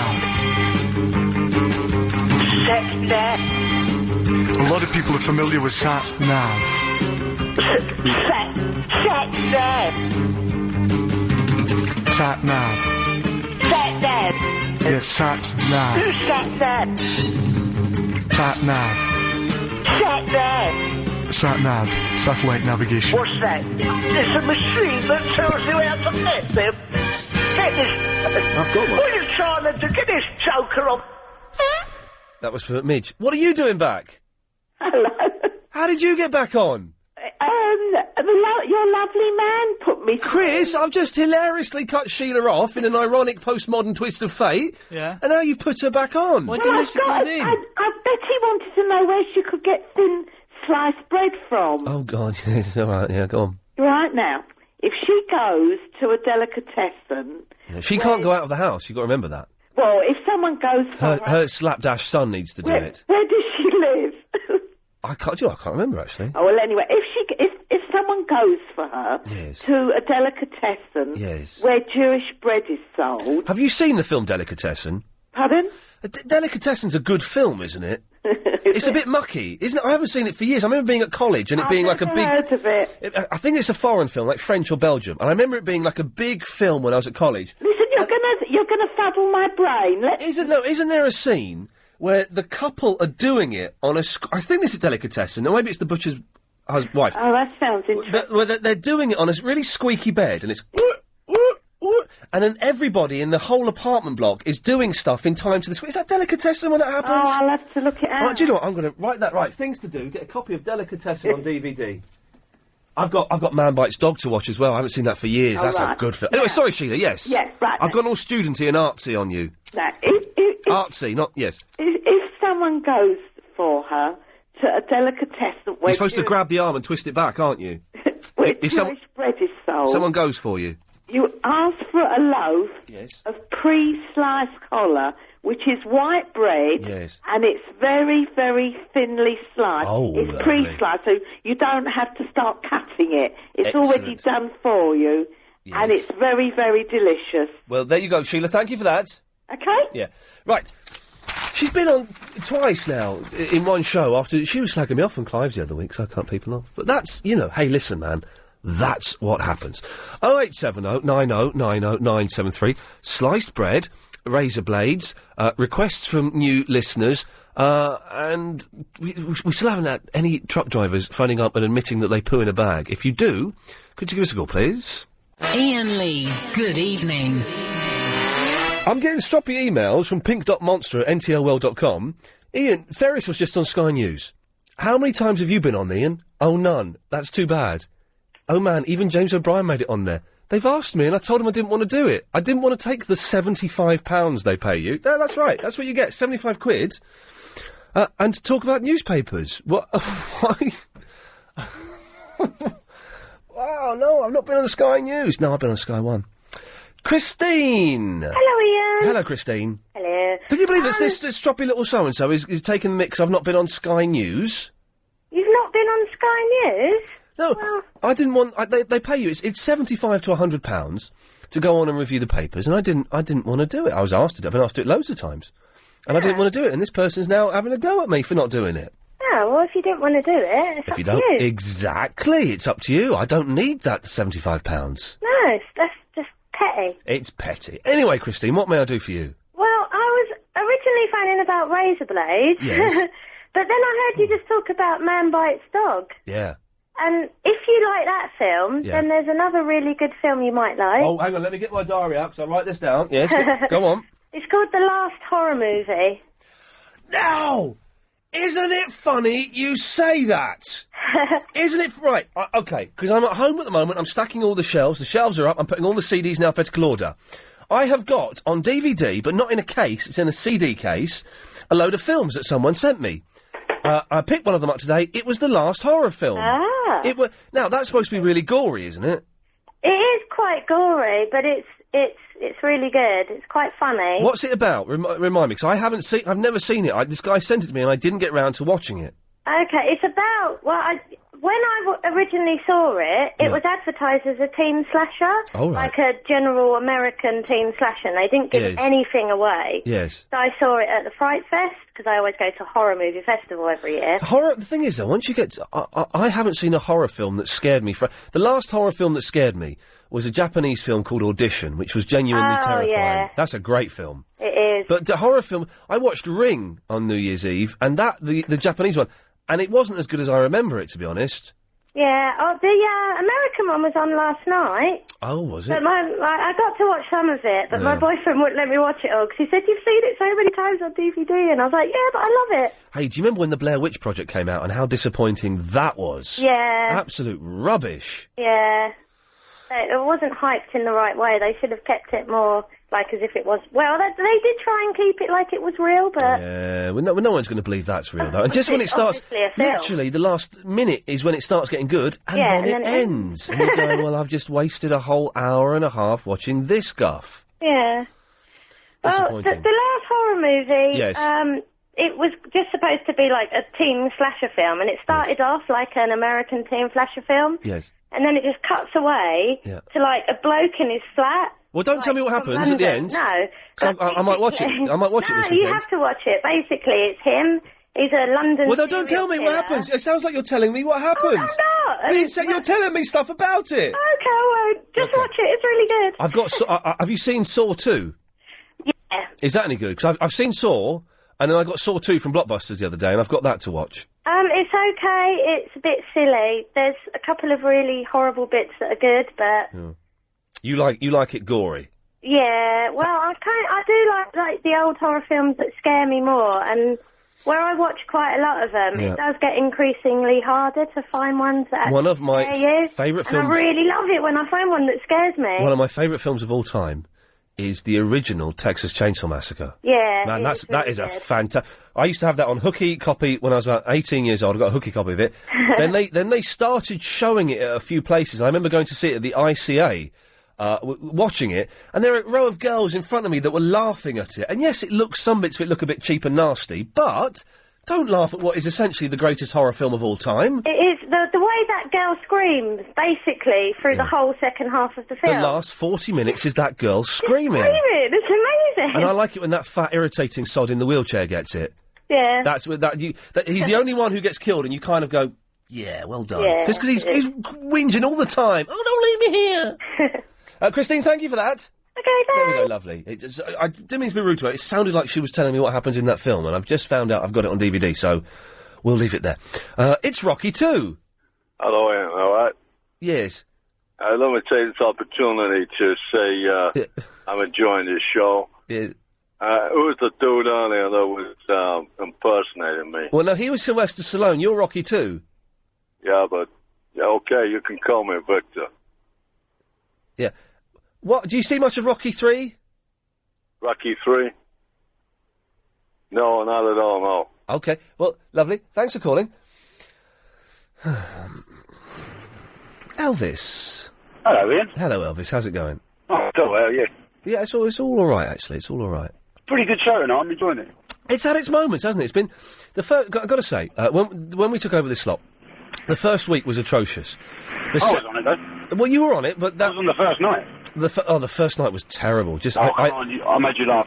Well, you did, but I left and I went home and I sat in the kitchen with the light off, looking at the floor, not with a knife, no, looking at the floor, thinking. Bewildered. I think I've passed it. I think that's it. It's over. But it's getting there, and it's been a lot more consistent this week, so that's good. I'm very pleased with the way it's going. A lot more new callers as well. Yeah, which is great, isn't it? We're getting a lot of new callers. Yeah. Very exciting. Really enjoy your show. There we go. Now, what can I do for you? Well, just two questions. Yes. Right. Talking about all these movies and all that. Now, if you take all these movie stars, which one would you be absolutely terrified if you found out they was after you? Oh. And you got a choice. Joe Pesci. Yeah. Robert De Niro. Yeah. Ray Winston. Yeah. Or Al Pacino. What, are these just the actors? No, as the characters they played in these films. In which films? In all the films, all these gangster films. Or even Tony Soprano. You wouldn't want any of them after you, would you? You Joe Pesci would be the scariest, because he's whenever he plays a gangster, except for my Uncle Vinny. My cousin Vinny. Cousin Vinny, yeah. In all the other gangster films, he's a lunatic. He's the most unstable out of all of them. He was unstable in Home Alone. He was, wasn't he? Yes, I think you forget it's him in Home Alone, yes. And you know what? Do you remember he had the Colgate smile with the gold tooth, didn't he? I don't... Well, this is Home Alone, is it? Yeah, like when he'd smile, he'd go sort of ding, like the Colgate. I really fancy the mum in Home Alone, Catherine O'Hara. I can't remember what she looks like. I have to watch it again. She's got a slightly funny eye. She's also in Best in Show and all of those films. She's lovely. Funny eye quite do it for me. Yeah, I like that. I like this is absolutely true. I like a slightly wonky eye, or not necessarily the same at the same time, because that might be too much, or a slightly big nose. Or a gimp. Well, yeah, I wouldn't gimp. Yeah, I wouldn't say that. I just like the slight imperfections. I find that more beautiful. Chris, you're a stunning fella. Iain Lee's Good Evening. Yes, it's G-Man. Good evening, Iain Lee. Oh, G-Man's been to elocution lessons. I am being polite today. Well done, G-Man. Good evening. How is you? I am very well. How are you? I'm good, innit? Yeah, what do you want? Got a lot of proper callers coming up, so hurry up. Don't you value me as a normal human being? Well, the thing is, now that we're actually getting a steady stream of what I like to call real proper callers who have actually got sensible points to make and not just talk nonsense about dressing up as 50 Cent, your calls are less important to me, G-Man. Steady on now, come on. Oh, sorry. Yeah, steady on. Sorry. Yes, Can I apologise to Mr. Hooker? Yes, you apologise to Mr. Hooker. We can just about get away with that. And Dumb Bob. Yes. Iain? Yes. Where's Vinny with his confessions? Oh yeah, Vinny was going to call up and do his, because we've got this this thing now. Where's the jingle for Vinny's confession? Hang on a second, where is it? Oh, it's this. And now it's time for Vinny's Confessions with Vinny. No, not G-Man. And he called up last night and it was rubbish. He muffed it up, and so he said tonight he was going to call up and do 2 of them. Yeah. And he's not called up. He's useless, man. He's a useless idiot. I've got a confession. Yeah, I'm not sure if I necessarily want to hear it. Not that rude. Well, you start it, and I'm going to hover with the one finger on the hang-up button and the other finger on the your name. So away you go. Yeah, I was doing my... Yeah, I think we'll end it there. Yes, just to be safe. Oh, dear God. Makes you wonder, doesn't it? 087, though. 973. We've got 4 lines free if you want to call up now. You will stand a good chance getting on to the last hour. Danon! Yes, hello. Hi, Ian. First time caller, probably you heard that one, but anyway. Listen, about the P, and... the P? I saw, the P. It's always, because I was... P? Yeah. What P? You know. Oh, the truck drivers peeing? Yeah. In bottles? Yeah, yes, I've seen bottles on the motorways, half empty and half full. Yeah, with what looks like Lucozade. I don't know what is exactly inside, but it seems like the colour it's that way. Yeah, yes, that way inclined. But yes. What surprised me was I'm a minicab driver, and I was driving, and you do have that urge, to pee from time to time, especially when it's cold. Of course, you have the urge to pee. Yeah, it's and I had that problem that I can't pee anyway. So you go to office or use pubs. But I saw something very original from a black cab guy. Yes. And his door was open, and I was looking at it, and he pulled a empty jar, and he peed inside. He pulled a jar and peed in a jar? Yeah, pee in the jar. Black cab drivers are allowed to pee on their back wheel, aren't they? Well, yeah, it was daytime. Yeah, it was what? Daytime. Yes, so but he left the door open while he was doing it? Yeah, half open. So he done that, and then he did get out from the car, and he emptied the jar on his right back wheel. Oh. As the way he's supposed to do it. Yeah, well, I thought they were... David, thank you for that. There is the rule that they're allowed to pee on in a jar with the door open. Those black cab drivers is crazy, man. 0870 9090 973.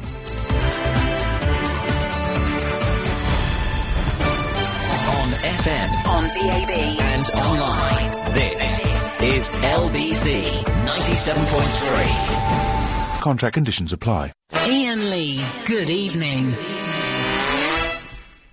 Good evening. Oh, I was trying to... For some reason I was doing a Mr Magoo voice, because I'm reading an email about Mr Magoo and I went into my Mr Magoo voice. Okay. It's the last hour of the show, and it's been an odd show tonight. A good one, I'd say. Well, I'd give it 6.5 out of 10, because I'm a harsh judge. We haven't really talked about anything that I'd planned to talk about. It's just been very chatty, which is fine. Hang on a minute. Don't say it out loud when you've got a button that will do it. Real lies, real London. There we go. So it's been kind of chatty, which is great. If you want to join in, these are the things we've mentioned. How do you get a song onto iTunes? We think we know how to do that. We're looking into that. Why do razor blades in supermarkets come in those big plastic cases? We think we know the answer to that. Do truck drivers pee in bottles and poo in bags? We don't know the answer to that. Talked about teeth, talked about thin sliced bread, and just a load of other stuff, really. So if you want to join in, 0870 90 90 973, here till 10 o'clock, and then Clive Ball is on, 10 till 1, and then at 1 o'clock, it's Adrian Allen, who I fell asleep... Adrian was on last night, wasn't he?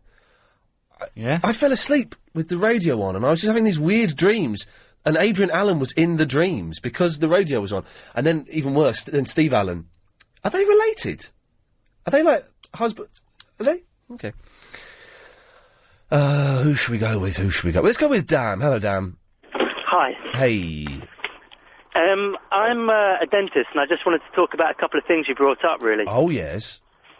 Firstly, having your gum scraped. Yes. I know it's painful, but it's a necessary evil. And She I think, could have given me an injection like she did the last time. Some practices do. You can get injections that don't actually go into the gum. It just squirts under the gum. She gave me an injection last time. 3 months ago, I had an injection. I didn't feel a thing. This time, no injection, and I got told off at the end of it. Really, you naughty boy. Well, yeah, she had a right old go at me. And I've got to floss every single night. Well, some people do, some people don't. Most people, to be honest, need to use interdental brushes. Floss is good if you've not got any fillings or anything like that, but interdental brushes are more effective. Interdental brushes? I've seen that a brush that goes in between the teeth. Yeah. Where the hell do I get one of those from, man? Any dental practice. Okay, all right, Any good okay. one. Hang on a minute. Things to do. Call the dentist, delicatessen, and interdental brush. Can I get one of those in Boots? Probably, yeah. Good lad. The most recommended brand is TP, T-E-P-E. T-E-P-E. All right, I'm there. Good lad. Okay, next. But it's really important because gum disease is linked to heart disease now, and also pancreatic disease, so... Well, all I was worried about is the fact that my gums were bleeding all the time. That's why I originally went 3 months ago. And they were just bleeding. I'd breathe on them and blood would come out. And that's kind of stopped now. But I've got horrible teeth, Dan. Really? I hate an electric my teeth. toothbrush. Really? Definitely. You've got to be careful which ones you get, because there are sonic brushes out there which are quite expensive, and there's been mixed reports in the dental community about how effective they are. The sonic ones aren't as good as, because you can get, the Colgate ones for £10 now. They're no good. Oh, okay. The one most dentists recommend is the Braun 7000. It's got to be a rechargeable one. I've got to say, by the way, things to do. I'm sure the Colgate brushes are fantastic. This is just one man's opinion, of course. I'm sure they're fantastic. 'Cause my mum uses them, they're brilliant. Okay. A Braun 7000, and how much is that going to cost? It's usually about 24, 25 quid. Okay, cool. Should I get my teeth whitened? Yes. Whitening is quite an in thing at the moment. Yeah. I don't want to get it too... I've just seen Nick Ferris on Sky News, and he looks ridiculous with his white teeth. I don't want to be blinding people. I just want to get rid of the yellow a little bit. Yeah, a lot of people are doing whitening. You've got to be careful, though. Yes. A lot of the laser whitening or the light-activated whitening, Yeah. it's quite a gimmick. Oh, because the light-activated one was the one I was going to go for. Yeah, the studies show that it would be the same if you had the light switched off. You'd get the same effect. What? The light, what it does is it dries the teeth and makes them whiter for the first 24 hours. Right. After 24 hours, it fades, and it will still be whiter because of the bleaching gel that's put on the teeth. Right, okay. But the best way to whiten your teeth is to get the home trays. What, the ones you buy in Boots? No, you've got to be careful buying over-the-counter trays, because they'll either be too bland they won't do anything, or if you get them on the internet, there's been some scares in the dental community about all sorts happening with these. How come I keep getting emails saying you can buy Viagra? I know you're a dentist and you can't answer this, but how the hell who's selling Viagra over the internet, and how do they know about my problem? I mean, why are they sending me emails? I don't know. I don't know if you've been talking about it on your show. No, listen. Whoa, so well sometimes. Well, to be honest, not a lot, but good. Dan, listen, thank you very much for that. I know there's some people who don't like teeth it's Christo Fufas. We heard you, snuggling up to Madonna. Oh, yes. She sounded like a right miserable old cow. She did, didn't she? Well, he's so shocked he's turned the lights up. That's incredible. How did he do that? No. We just heard you on the news, and you would have heard him as well, London, if you've been listening and not making a cup of tea. And you were talking to Madonna. Don't look all shocked. Don't be scared. And she sounded all... What was it like? You can come in if you want. Yeah, I don't care. I didn't come in to do that. There's no mic in there, though. Oh, right, so not? Well, can we not turn a mic on in here? Is that not... Oh. Could do, but that means Helen would have to work. Yeah, turn on the mic. Push a button, Helen. There you go. This one here. I don't know what this one is. I haven't got a number on it. Look at all this you've caused. I don't Christo, come in, for God's sake. There you are. It's done now. I'm going in. Just go in. Oh, for God's sakes. No wonder Madonna was stroppy with him. Yeah, because I know. It's ineffectual. So, what was it like playing the princess? Well, it was like being a queen, but not as good. No, I think you'll find it was like she said. It makes a change from being a queen. Because of course, she is the queen of the dance floor. I think you'll find she said, because I heard it twice in the news. I think you'll find she said it's like being a queen, but not as good. No, she said it gives me a break from being a queen. No, she didn't. Chris, can we get the nightly news that we've just had? And the bit where Madonna says it's like... Right, so what do you think she says? I say to her, what was it like being a princess? And she says, it gives me a break from being a queen. Okay, I think that Christo says, what's it like being a princess? And she says, well, it's like being a queen, but not as good. I don't think she says that. We're hunting it down. We're going to find it, and we're going to shame you live...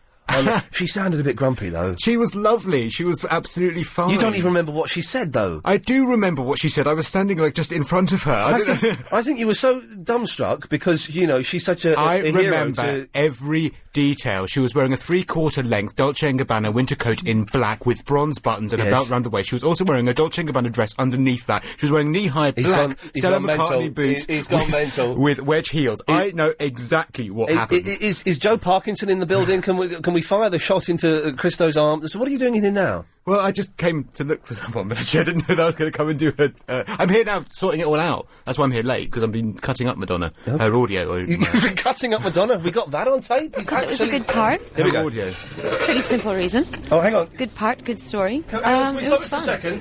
We want some headphones for you, Mr. Fufas, because you're about to eat what we call over here humble pie. Plug that into your sockets, put those around your face.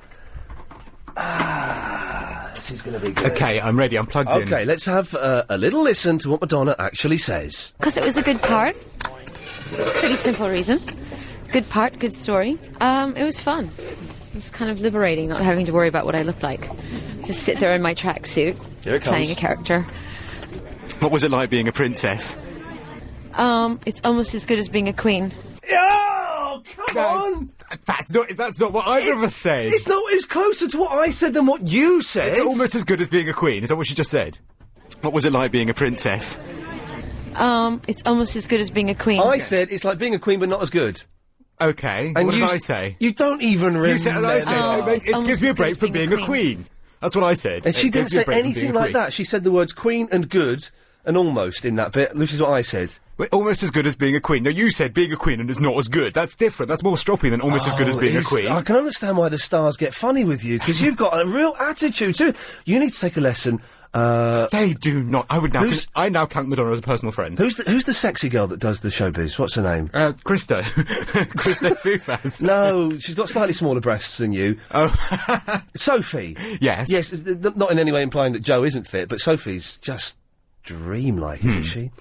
She's very good with the stars because she doesn't ask difficult questions. She asks very straightforward, basic, obvious questions, and that gets them on her side. Oh, right, okay, so do you think I should, like, ask easier questions? Yes, like... Well, I only asked her about her latest film role. I don't think that's a very taxing question, is it? I'd like you to leave the studio now. I'm detecting a real air of tension and, listen... There's a lot I can take, but Madonna bashing is not one of those things. That's the rumour going around as well. All right, listen, nice to see you, Christo. Thank you. Take care, bye-bye. Thank you. Yeah, it's lovely. That was nice, wasn't it, Kaiser? Oh, yo, wagwan, Ian. Yes, wagwan. Just dragged Christo into the studio to bully him. How terrible is that? But facts are facts. I just waiting to enter the How to Spell Writing competition that Chris is organising. Away you go, Chris. Put your headphones on and listen to this. Away you go, Kaiser. First, Ian, can I just say that Miss Helen sounds like a very sexy babe in the studio. Okay, well, luckily the phone dropped out on the word babe, otherwise you'd have been cut off immediately. Come on, cut to the chase. Okay, and also just one more... No, not also just one more thing. Just do it. I also love the show, Ian. I love your show. Can I just say one more thing before I enter it, please? Oh, yes. All it was is that I was on Mad at Wackaday when I was 7, so I think I've got a more successful TV career than you. Right, and you still want to play this competition? Come on, just give us the answer. Right, okay. CHRISSADIK.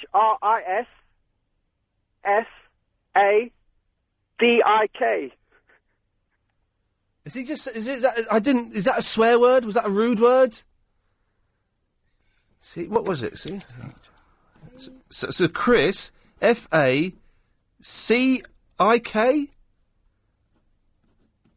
That's probably a swear word in a foreign language. In which case, don't count, we can get away with it. Yeah. What an odd 15 minutes. Iain Lee's Good Evening. Home of the hits. Oh, dear. OK, we need you to send your blogs in. And Bill Buckley keeps sending blogs in. I can't use them, they've got bad language in, Bill. So thank you, good effort, but... So, if you write a blog, a little summary of what you've heard in the show, including the bullying of Christo Fufas, if you want. You don't have to mention that. Maybe you want to ignore that ever happened, and we can all forget it ever happened. Or, you can include that. Write it down. We need to get them in by 9:45. So you've got just over 20 minutes. 25 minutes to do that. So email them in to Iain. So my brain is just melting. I've suddenly been hit by a wave of exhaustion. Iain at lbc.co.uk. It can be a few words, a few sentences, a whole page if you want. It can be as long as you want. But we need it by 9:45. No swears. Apart from that, pretty much anything else goes. Well, bless my old boots. It's Nora from Plumstead. Good evening, Iain. Good evening. Good evening. Yes. Where the hell have you been? I've been good. Tonight I've been downing some caipirinha, which is cachaça mixed with lime juice and crushed sugar. It's a booze, is it? What else could it be? What else could it be? It's such an extravagant booze. I've never heard of it. It's Brazilian. Oh, the Brazilian boozes. They work.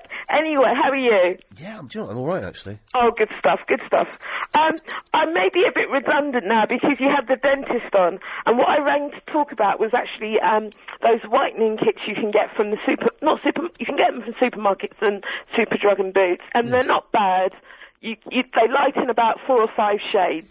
I bought some the Pearl Drops toothpaste, and that didn't do anything for me. No, I have a problem like that because I smoke. That's my downfall. So, and I like pearly white. So I tried Pearl Drops.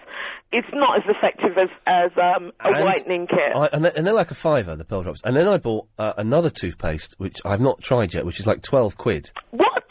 Yeah, that isn't going to work, is it? You know what I do like? Have you ever tried... I've forgotten what it's called. It's a very strong... Euphymol. Have you ever tried Euphymol? It's a very strong toothpaste. It doesn't say it's going to whiten, but it tastes very, very strong.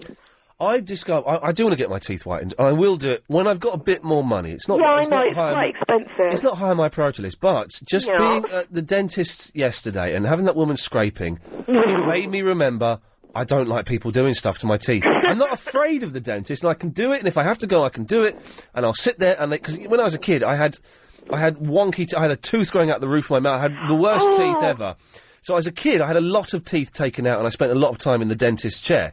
So I'm used to it, but I don't like it. No, I'd advise any woman who's actually going to go out with you not to have kids with you because they'll inherit your teeth and it'll just be pain. Stay there, Chris. This is what I wanted to talk to you about. What? You know, we went to that fella and I got a free tooth whitening treatment. Yeah, nice one. Yeah, can we sort it out? We go to him again and record another package and play that out. You won't fall for it a second time. Well, he might do. Can you send him an email and just see? Yeah, he was really nice, He was a nice fella, well, wasn't he? He didn't do the light. He bleached them, didn't he? It wasn't the light. Was it the light? He used a light on them. Did he shone a light on them, did he? Well, that's to accelerate the bleach or whatever, so he probably bleached That them. dehydrates I'm hearing the light dehydrates them, though. Yeah, but it actually makes them more white. That's what the dentist said. Well, no, the dentist just then said it makes them all white for 24 hours. How long did your last treatment, how effective was it? Did it last a long time then? It was rubbish, actually, wasn't it? He had a lovely assistant. She was fine. Well, can we get in touch with him and see if we can get another freebie? I'll see what I can do. Good lad. Good, seriously, though, get that done, because I don't want to spend 500 quid on it. Do you know what I mean? Think of all the stuff I could buy with that. Anyway, so, yeah. Anyway, my favourite film is Raising Arizona. Have you ever seen it? Yeah, there's a bit where there's a baby in the middle of the road and they drive past and pick it up. My favourite bit is where he's actually stealing the Pampers or whatever it is. Okay. That's my favourite. Why are we... Harry Dean Stanton's in it. I like him. Yes, he's cool. Why are we talking about Nora's favourite film? Well, we mentioned films today. Come on. I also like Godfather 1 and 2 and Goodfellas. I'm just checking. Did I write down... We must talk about what is Nora's favourite film. No, it's not on there. I don't know where that's come from there. Are you being sick? No. Oh. I've removed the rind of the lime, so I don't actually get any headaches or sickness. You put the lime in the coconut, you mix it all up, you put the lime in the coconut... Oh, that reminds me of... Who is it? The guys, I don't like cricket. Oh, no, I love it. 10cc. Is it the same people who did that? No, that's 10cc, and I was singing Harry Nilsson. Oh, okay, well, it's the same sort of vibe. You put the lime... Yeah, that kind of fake white reggae, yes. That is even worse than... But the Police were brilliant. The Police were brilliant. I just got an album, the best of, actually, just for Christmas to treat myself. The best of the Police were good. White reggae, that was their best. But the best of the Police is good. But yes, but when they toyed with reggae, then it got ridiculous. Oh, I quite like a little bit of their... And the guy who was the drummer was actually, his dad was something in the CIA or something. Now, he's Stuart Copeland, isn't he? That's right, yeah. He wrote the theme tune to The Equalizer. Oh, that is so cool. It's so cool. Yeah. Oh, well, you know something then. Yes, I do know something. Nora, thank you for that. All right, take care. Yeah, goodbye. She was steaming, wasn't she? She was half cut and whatever. Let's go to Jessica. Hello, Ian. Hello, Jessica. It's just a quick call because I want to talk to Clive later. I don't want to get barred by No, but hey, hang on a second. That boring old man, Steve from Gillingham, who's the dullest call ever, he gets on my show, and he gets on Clive's show, and he's really boring. Okay. So this rule, it doesn't exist. It's a myth. Well, I was just going to tell you that it would take 2,000 downloads to get Igor to number kind of 40 or 39-ish. How do you know that? I just found someone told me. 2,000. That's not impossible, is it? No, is it? If you think about iTunes at 79p, yeah. That's about $1,500. Well, I'm not going to spend that on it, but we could. If what we needed to do is if we got one of his songs up on the iTunes, and then Clive and I had a concerted campaign over a couple of weeks to get everyone to download his song and encourage people to do it. 2,000 people. It would what? It would take 2,000 people. 2,000 people. That's doable. Clive, I think I may have got the figures wrong. Clive at his peak, which is about 11:30, 12. Does he get about 95,000 people listening? Okay, I'll call him at that. At his peak. So it's not impossible to do then to But get. Why are you trying to do it? I don't understand what you're trying to do with him. We're trying to get Igor in the top 40. Just because you're copying some... No, not because we're copying Chris Moyles. No, not at all. Because we know Igor and we like Igor, and it'll be it would be good to be able to help Igor achieve something. I would download Igor, whatever it is. Well, there you go. You see, it's not. What's he going to sing, as he said, or what? Has he what? Has he said what he's going to sing? No, we don't know yet. The Crazy Bob came up with this idea today. It's not Nick from Chris Moyles. Chris Moyles has hilariously got Billy's Honey to the Bee at number 7. Chris Moyles has stolen my ideas, Jessica, if we're going to be honest about it. But no, this is just a way of helping someone that we almost consider, but not quite, a friend. I think it's a good idea. Well, there you go. Thank you very much. Yes. 08709090973. I'm saying the number a lot because I see the phone calls are slowing down a little bit. I've written down, that's why. Oh, okay. So I don't need to say the number anymore? No, not really. Who's this fella that keeps calling in and why do you not answer it? Is there a reason? 'Cause he's already in the queue and he won't accept the... Hang on a second. Yeah, Ed? Ed, you're on the radio. You're already in the queue. Am I? Yeah, he'll call you back if there's time. Hello? Yeah, I don't think there'll be time, will there? No. Ooh, hello. Hello, Pippa. Hello. Hello. Good evening. Good evening. Yes. Yes. Earlier on, you mentioned a chocolate that has sort of like a little love note in it. Yes. And you couldn't remember what it was.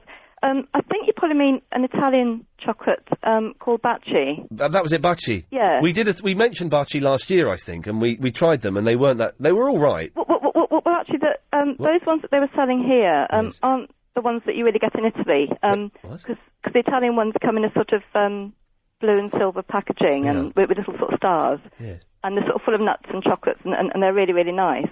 Whereas the ones here weren't. That they weren't the same. The advert used to make me cry. Isn't that weird? No. Did it make you cry? Not that one, no. No. Which advert has made you cry? I can't think actually.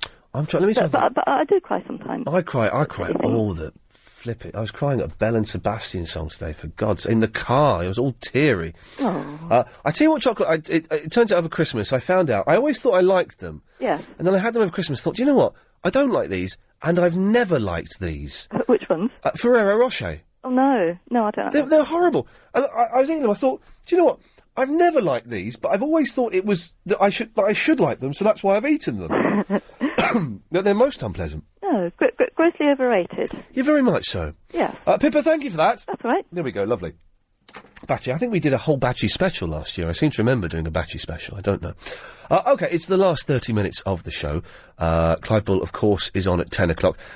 I think that most people are getting used to these new times, but I would imagine there are still one or two people who have maybe been in hospital, coming back from prison or something, and don't know the new time slots. But I'm on till 10 o'clock. If you want to give me a call, 0870 90 90 977. Good evening. Lee is the trucker. Good evening, Ian. Good evening, Lee. How are you? Do you know what? I'm good. It's 9:30 already. It's nearly home time for us lot. It's flying away, mate. My evening's going quicker as well. It's good. Hey, I tell you what, I don't want to sound like an old man. I'm going to sound... This is the sort of thing my granddad would have said. I was driving into work yesterday, and for the first time since doing this new slot, it was... the sun was still up as I was driving in. It's getting lighter, Lee. Yeah, well, it's good news, isn't it? It's good news. The summer's almost here, my friend, and it's going to be a hot summer thanks to global warming. Bring it on! Oh, I love that whole global warming, mate. The thing is, by the time it gets really serious, we'll all be dead. It won't matter. Exactly. Nice. Although they shouldn't be the right attitude, should it? No, it shouldn't. We should think about our kids. I ain't got none. Nice. Right, mate. No. Get in there. I'm all right, Jack. Yes, Lee, what can I do for you? Right, yes, Ian. I love the show, love the time slot, mate. It's perfect for me. Excellent. Followed by Clive Paul and Adrian Allen. It's a great night. You are the first person to call me up and say I love the new time slot, so thank you for that. That's good. No problem. But oh, got to pull you up. I've got to defend the truck driver, mate. Okay. Right? Yes. As far as our number ones and number twos go. Yes. Right? Now, I know it happens, but it's not just the truck drivers that do it. Oh, hang on. So you're not saying that truck drivers don't wee in bottles and poo in bags. You're saying that other people do it as well. Look. Oh, you... Drivers do it. No, I've never done it personally. I'll start on my mum's grave. Yes. I've never done it myself. Yes. I don't know any truck drivers that I know that have. Right. A lot of us, we like to keep our truck very, very clean here. Well, that's why you'd poo in a bag, wouldn't it? No. Well, look. You would walk into your living room. Yeah. Get out of one bag or carry a bag. Oh, Lee, we're losing you. Lee, we're losing you, but stay there, because we've got another trucker. Mark, you're a trucker as well, are you? Hi, Ian. Good evening. Good evening. Yeah, I know loads of people that do it, Ian. There we go. But you got to get the bottles with the big openings on the top, or it just goes everywhere. I would have thought so, yes. You don't... And do you do it when you're driving, or do you pull off? Only if you're in a hurry. Depends how late you are. And do you poo in a bag? No, I've never heard anybody do that. Oh, you know they do, man. You can't drive and sort of squat at the same time. No. I'm saying that they would pull over for that and go into the little bit behind the seats and do it there. They could do, yeah. Mark, thank you for that. Thanks, Ian. Great show. There we go. Thank you. Well, proof if proof need be. that truckers do use different kind of receptacles for their lavatorial ablutions. Barnsworth. Hi. How do you follow that? You've learnt something tonight, haven't you? I don't know how to follow that. It's true. People do that. You know, that's what they do. Yes. Can we move away from that? Right, you were talking about razor blades earlier on. Yes. Never mind razor blades. If you buy proper razors that aren't disposable ones, they're expensive as well. What do you mean proper razors that aren't disposable ones? The ones that aren't disposable ones. The ones that you buy the razor blades for. What? What do you mean ones that aren't... What? What? The ones that you don't throw away. The ones that you actually buy the razor blades All for. razor blades get thrown away eventually. Yeah, but... I'm not being deliberate. I'm not being deliberately obtuse. I genuinely don't quite understand what you're talking about, and I want to get this perfect. The actual razor that you put the blades... The thing you hold, the stick you hold. Yeah. Yeah. They're expensive as well. They're about a tenner. They're still expensive. For They're razor. about a tenner, and then the razor blade, a pack of 5 razor blades, it's like £8-9. Maybe even it's even more. I don't really know. Yeah. My friend works in, like, a shop, and she was saying they have to put security tabs on to stop people from nicking them, which I thought was quite funny. But I'm sure, yes, of course, I understand people nicking them, but I'm sure there are things in supermarkets that are smaller and more expensive than razor blades. Well, I don't know about that. Well, I don't know. Makeup? I don't know. Well, yes, I don't. That's expensive. Yes, it is, isn't it? I suppose that gets nicked quite a bit as Yeah. well. But I haven't bought any. I haven't bought any razor blades for ages. I think you can. How long? Well, you won't know. You're a lady.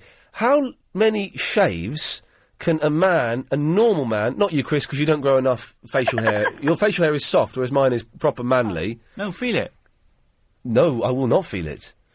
Not again. No. How many shaves can a man get from, let us say, a Gillette Sensor XL, as I believe that's the brand I use? I want to know how many... Because I never know if I'm using it too many... I mean, obviously, if you're shaving and you start hacking your face and blood comes out, yes, you throw it, put a new one on. Yeah. But I never know if... Is it 6? Is it a dozen? Well, I don't know. But if anyone knows, 0870, you know the number. Thank you for that, Barnsworth. Thanks, Ian. There we go. Hang on one second. Yes, Steve, what do you want? Oh, hi. Sensor XL, you use the same blade as me. Yeah, right, you've been on this show twice now. I know, but you use the same blade as me. Well, what does that mean? Well, you came up to about 3. I'm of average beard. 3 shaves out of it? Yeah, Get lost. Get lost. You can have 10 out of it easily. No, well, you can go 10, but you don't get a clean shave. Unless you use the sensitive cream, shaving cream. No, you're talking nonsense. I use the gel. You get more than 3 shaves out of a Sensor XL. They're a good blade. David in Surbiton, how many shaves do you get out of your blades? Well, I'd say not being an 8, I could get a good week, possibly a week and a half out of a... but do you shave every day? I should, but I could probably, I could get away with like once every 2 days, really. But the interesting thing is, the lovely Barnsworth, although she was probably drinking something, the boxes of which they come in, yes, they're kind of to stop people from stealing them, but more accurately, they're to stop naughty people from stealing them and using them to use with naughty substances like Clarky Cat. But how would you use... But those things like Gillette, you can't use those with drugs because they're so intricately built that you can't get the blade out. I don't really know from personal experience, Ian, but apparently that's what happens. A very good friend of mine that works for Bloomsbury's said so. OK, well, lovely. Thanks very much for that. Let's go to Gary. Hello, Gary. Hello. Hello, Gary. Gary, could you say something for a second? Can I what? Yeah. Steve? You both sound like exactly the same person. Oh, right. No. That's mad, isn't it? You're having a laugh now, Ian, aren't you? That's right. Who's this? Hey? It's Steve. Hello, Gary. Gary. Yeah, we sound the same. Oh, we do it, don't we? Where are you from, Essex? Double X. No. Kilburn. Kilburn? Yeah. Oh. I've moved about a bit, but yeah, that's where I'm from, Kilburn, yeah. Oh, right, I'm an Essex boy. How many times do you use your razor then? Is that what you phoned up for? No, what I wanted to when he's saying, I tried to phone up earlier, when he's saying about, he must lead a sheltered life, the man, it's a shame. When he said, I can't believe, he said, I can't believe about the radio, the razors. Yeah. You know what I mean, when he was saying that about nicking them, about... They're the most nicked thing. Are you a cab driver? Yeah. Yeah, well, that's what eh? Are you? Yeah, I am, bruv, yeah. But look, what I'm saying is, you know yourself at the airport and all that, what do they sell you? Every man buys a razor blade, don't they? You know what I mean? It's the best thing, it's the best, most thing nicked. That's why they put them in them big packets. Put him on, skinny boy. Oi, Iain! Come on, the cab drivers union want you on, come on. Get back on the blower, I want to talk to you. Ah, sheltered boy, you know what I mean? He led a sheltered life, see? Don't know why razor blades are in a big packet, you know? I know. So where are you out of, Steve? So, that's, the airport. Whoa, potty mouth. We done that one, didn't we? I knew it would happen. You get two cab drivers on. Oh dear, and a swear comes out. Never mind. Chris, I've sent you two weblogs. I want you to use this one, the one from Jill. I think this is the better of the two. So, we'll go with that. Now, Barry. Oh dear. Yeah, got to be careful. I'm trusting you. We've just had a dump. Yes, you've had a dump, yes. Yes, so no swears or anything rude, because we've got no delay now, so I'm trusting you won't... Nice. You're allowed to have a dump live on air, and I'm not allowed to use language. No, it's the 7-second delay button we've had to press, because one of the cab drivers used a swear word. I was being facetious. Yes, well, we haven't got room for facetiousness, as we have no facility to get rid of you, so... No, I won't do it. No, don't worry, I won't. Okay, well, good lad, away you go. Don't want anything offensive tonight. No, I just wanted them two, the potty mouth... pair of cab drivers. Yes. I wonder if there's anyone else out there who sounds like me. Archie used to. He don't phone up. Archie don't phone in anymore. You don't think he's... No, because I heard him on Clive's show a couple of weeks ago. Oh, thank goodness for Yes, that. I did cross my mind. Well, Larry used to phone in. He sounded like you. but except he... I nearly did swear then. Except he was funny. No, now steady on. No, that's cheeky.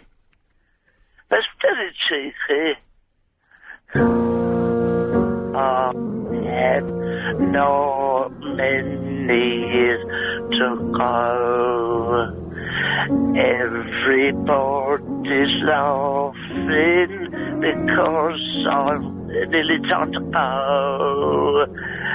That would I don't know the rest, that I haven't got all that time on earth. Are we finished? Yes, we finished. You are a cheeky blooming monkey. Yes, well, you know.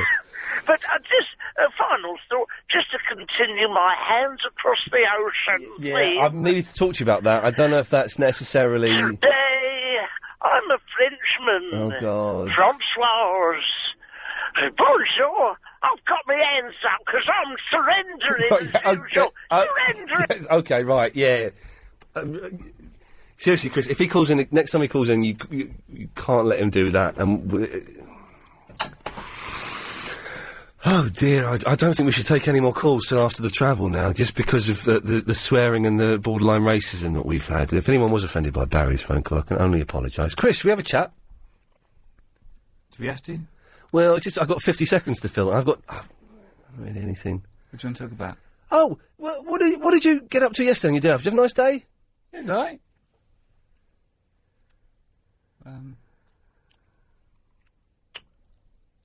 Saw a film? Oh, yeah, what was that? Night at the museum? Any good? No. Have you finished my Snakes on the Plane DVD? Yeah? I'll have that back then. Okay. Was that any good? No. Oh dear, well luckily... Iain. Hang on a second. I apologise for London for swearing on Iain Lee's show. Luckily, that's potty mouth Gary. What do you want, Phil? Oh, sorry, Ian, forgot that so long. I apologise for London for swearing on Iain Lee's show. Right. Who's that twonk? That's Gary who swore twice on my show. Yeah, well, you should dump him, shouldn't you? Well, we did. Dump, oh, good man. Right, listen, Mac 3 Turbos, use them twice, yeah? Because you've got to be nice and smooth. Twice? Twice, yeah, only twice. Have you got money coming out of your eyes or something? How can you afford that? Because my girlfriend's got sensitive in her legs and it's nice to be steady on now. We don't want that. I don't think I've changed my blade for since before Christmas. And I had a thickish beard and I had a shave today. You still hacked it off? I had to hack it off today. I did that thing where I just didn't get round to shaving. I wasn't growing a beard, but I didn't get round to shaving. And then it went beyond the point where it would have been an easy shave, and it was a real... Anyway, Ken. Hello, Ken. How you doing? Good evening, yes. All right. How you doing? Yeah, good evening. What do you want? Just thought I'd ring up and see how you're getting on, that's all. Yeah, I'm getting on all right. Cheers. Jim! Hello there, Ian. How you doing? Yeah, fine, thank you. Right, Ian, my mate's a black cab driver, and he's done lots of research in terms of what to use to wee into when he's driving. Yes. Am I allowed to mention the actually proprietary brand of the product that he wees into? Why the hell not? It's a litre-sized bottle of Lenore, which makes sense because obviously when you're pouring the conditioner into your washing machine, you need a Y opening, so it's perfect to wee into. Brilliant. Yeah? Yes, thank you. I just got an email from, oh dear, just going through these emails. Yes, hello, Perry. Hi, Ian, how you doing? Hello, Perry. Razor blades. Yes. I've got a desperate Dan beard, and I use mine about 6 times before I feel I need to change them. 6 sounds about right. I reckon you can get up to 10, though. Yeah, well, I'll find out as mine's real bad growth, but I get about 6. In regards to the security boxes on the razors, it is actually because they get stolen, and because, as that guy said earlier on, one of the easiest things for people who do a bit of shoplifting to flog on, because, let's face it, 50% of the population need to shave. Yeah, and good point. And if they go down the pub and get offered them on the cheap... Yes. So that's why they're the one of the highest risk items in the shop. Do you live with, or have you ever lived with, a lady? Yes. Does she ever use your razor to shave her body bits, but then denies that she's done it? No. Oh, I live with a girl that did that. You use the blazer and you think, oh, this is quite a fresh blazer. You go to shave, you cut yourself, and it'll all be clogged up. So have you been shaving your legs with my razor? No. You need to hang around with less hairy women, then. Yes, that's exactly what I need to do. Good idea, of course. Thank you. Sifu. How you doing, Ian? You all right? I'm all right, mate. Yeah, good. It's nearly home time. Nearly Clive Ball time. Oh, not long to go. Not long to go. You'll be in the car shaving. I reckon 10 is the exact number. Yeah. It's got to be. This bloke said he uses it twice and he chucks it away. What an idiot! What a nutter! Would you ever use another man's razor? No. Oh my God! Not with the evil aids about. Yes, well, I suppose there's that, but I don't think you can get it from. I don't think you can get it from shaving necessarily. I don't know if that's. I suppose there's blood and stuff. I don't really know. Danny. Ian, long time no speak, me old mucker. I thought that we tried to lose you, but you found us again. Well, you tried, but I accidentally tuned in to hear Clive, and I tuned in a little while early, and I heard you on there. It's amazing. Clive was on top form last. Did you phone Clive up last night? No. Some guy phoned up who sounded like you, who was kind of like interviewing him, doing all these questions about him liking Chelsea and stuff. It was very weird. No, it wasn't me, but there's a few of us around. Yes. How are you, Ian, anyway? I'm all right. What do you want? I missed your dulcet tones down the phone, me old mate. Okay, well, yeah. And, I'm just getting into the whole shaving and hairy women thing. Okay, lovely. Alicia! Hi, Ian, how are you? Yeah, fine, thanks. Oh, this is the first time I'm talking to you. I feel so excited. I'm excited, but it's very muffled. Are you in a box? No, I'm talking through my hands-free set, that's why. Oh, hands-free's rubbish, isn't it? I'm excited, but it's very... Turn your radio off. If your hands are cold, then, what are you going to do? Cool, Ghostbusters. Turn your radio off. It's Billy Bragg's radio's on. That's all right. Sorry. Oh, okay then. Yes. Ian, I just wanted to say something to you. Yes. Pitagora, Oh, Pitagora Suichi. Yay. Where is that gone? Where is? And then she put the phone down. What a delightful fruitcake. Billy Bragg. Yes, hello. Hello, Billy. How's it going? It's all right. Oh, good. I haven't spoken to you for months. I know we've got a run of callers I haven't spoken to for a long time. I know, but I do listen. I've been listening. I love the Christmas thing you had. That was really good. Oh, right. The Barry thing, the party, and it was all great, and I enjoyed it. And this new slot is not really tying in with me in particular, but I do listen when I can. Well, there you go. Good work. You're still there. Yes. I was just calling up about the razor blade thing earlier, but I think someone's stolen my thunder. Yeah.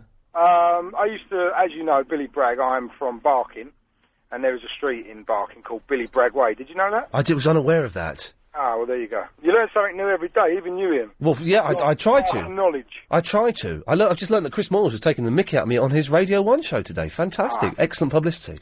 Yeah, absolutely. And that, I believe that goes out to at least 350 people, that show. Well, no, it goes out to millions. We go out to... Yes, I can only dream of having the audience that he has. So, going back to the razor blade thing... Yes. Yeah, years. The razor blade thing is, which someone has already mentioned, I believe, that the stealing of razor blades is vastly exaggerated, especially in Barking, where there's a lot of people on... It's exaggerated.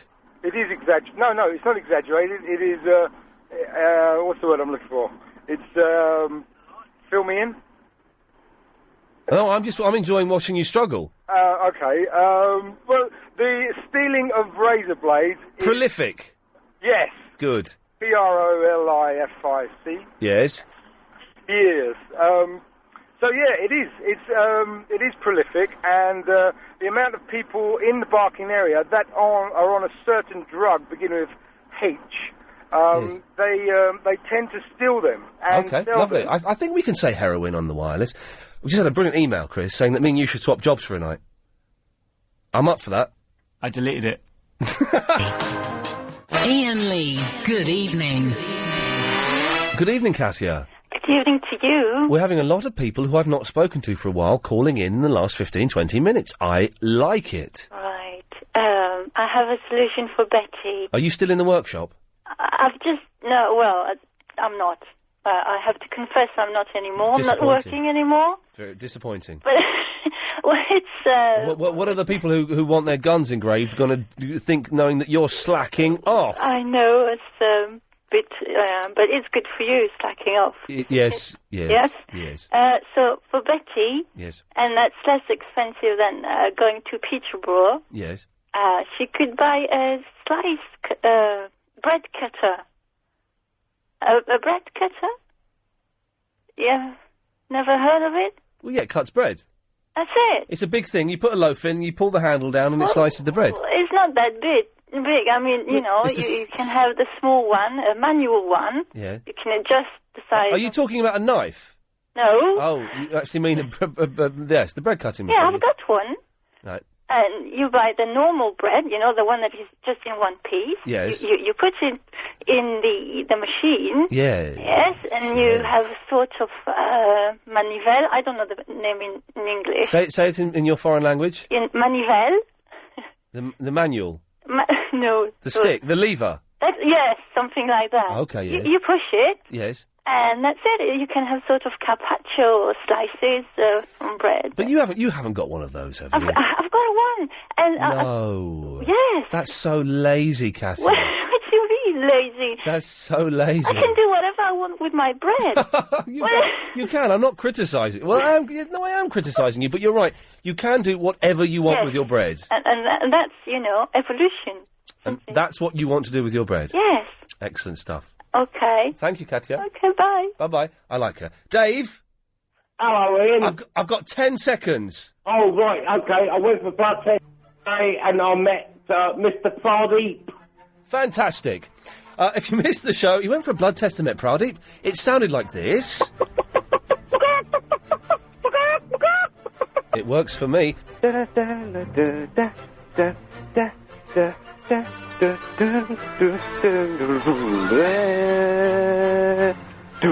been accused of being a racist. I've been accused of being an old woman. You know I can't chew and swallow. Sat nav. Sat Dad. It's sat nav. Who's Sat Dad? Oh, I'm the bottler, am I? I'm not the child that put the phone down after saying chicken and chips twice. I think you need to calm down. I'm not stressed. You're the one who's... You were shouting at that poor old lady. Because she was a Muppet. Well, then maybe you should issue a no Muppet warning. Oh, you're right. We'll have a no Muppet warning and you're gone. There's no show business. What was it like being a princess? It's almost as good as being a queen. Did you actually listen to me, or were you just waiting for Clive Ball to come on? Bit of both. Yeah, OK. I'll let you get back to EastEnders. Thanks, Mum. All right. Speak to you tomorrow. I think... Oh, this is back. Ian Lee on the radio show. Lovely. My mum was in that. Thank you for that, Helen. That was delightful. Clive Ball's on next. Stick around for that, and I'll see you tomorrow at 7. Thanks very much.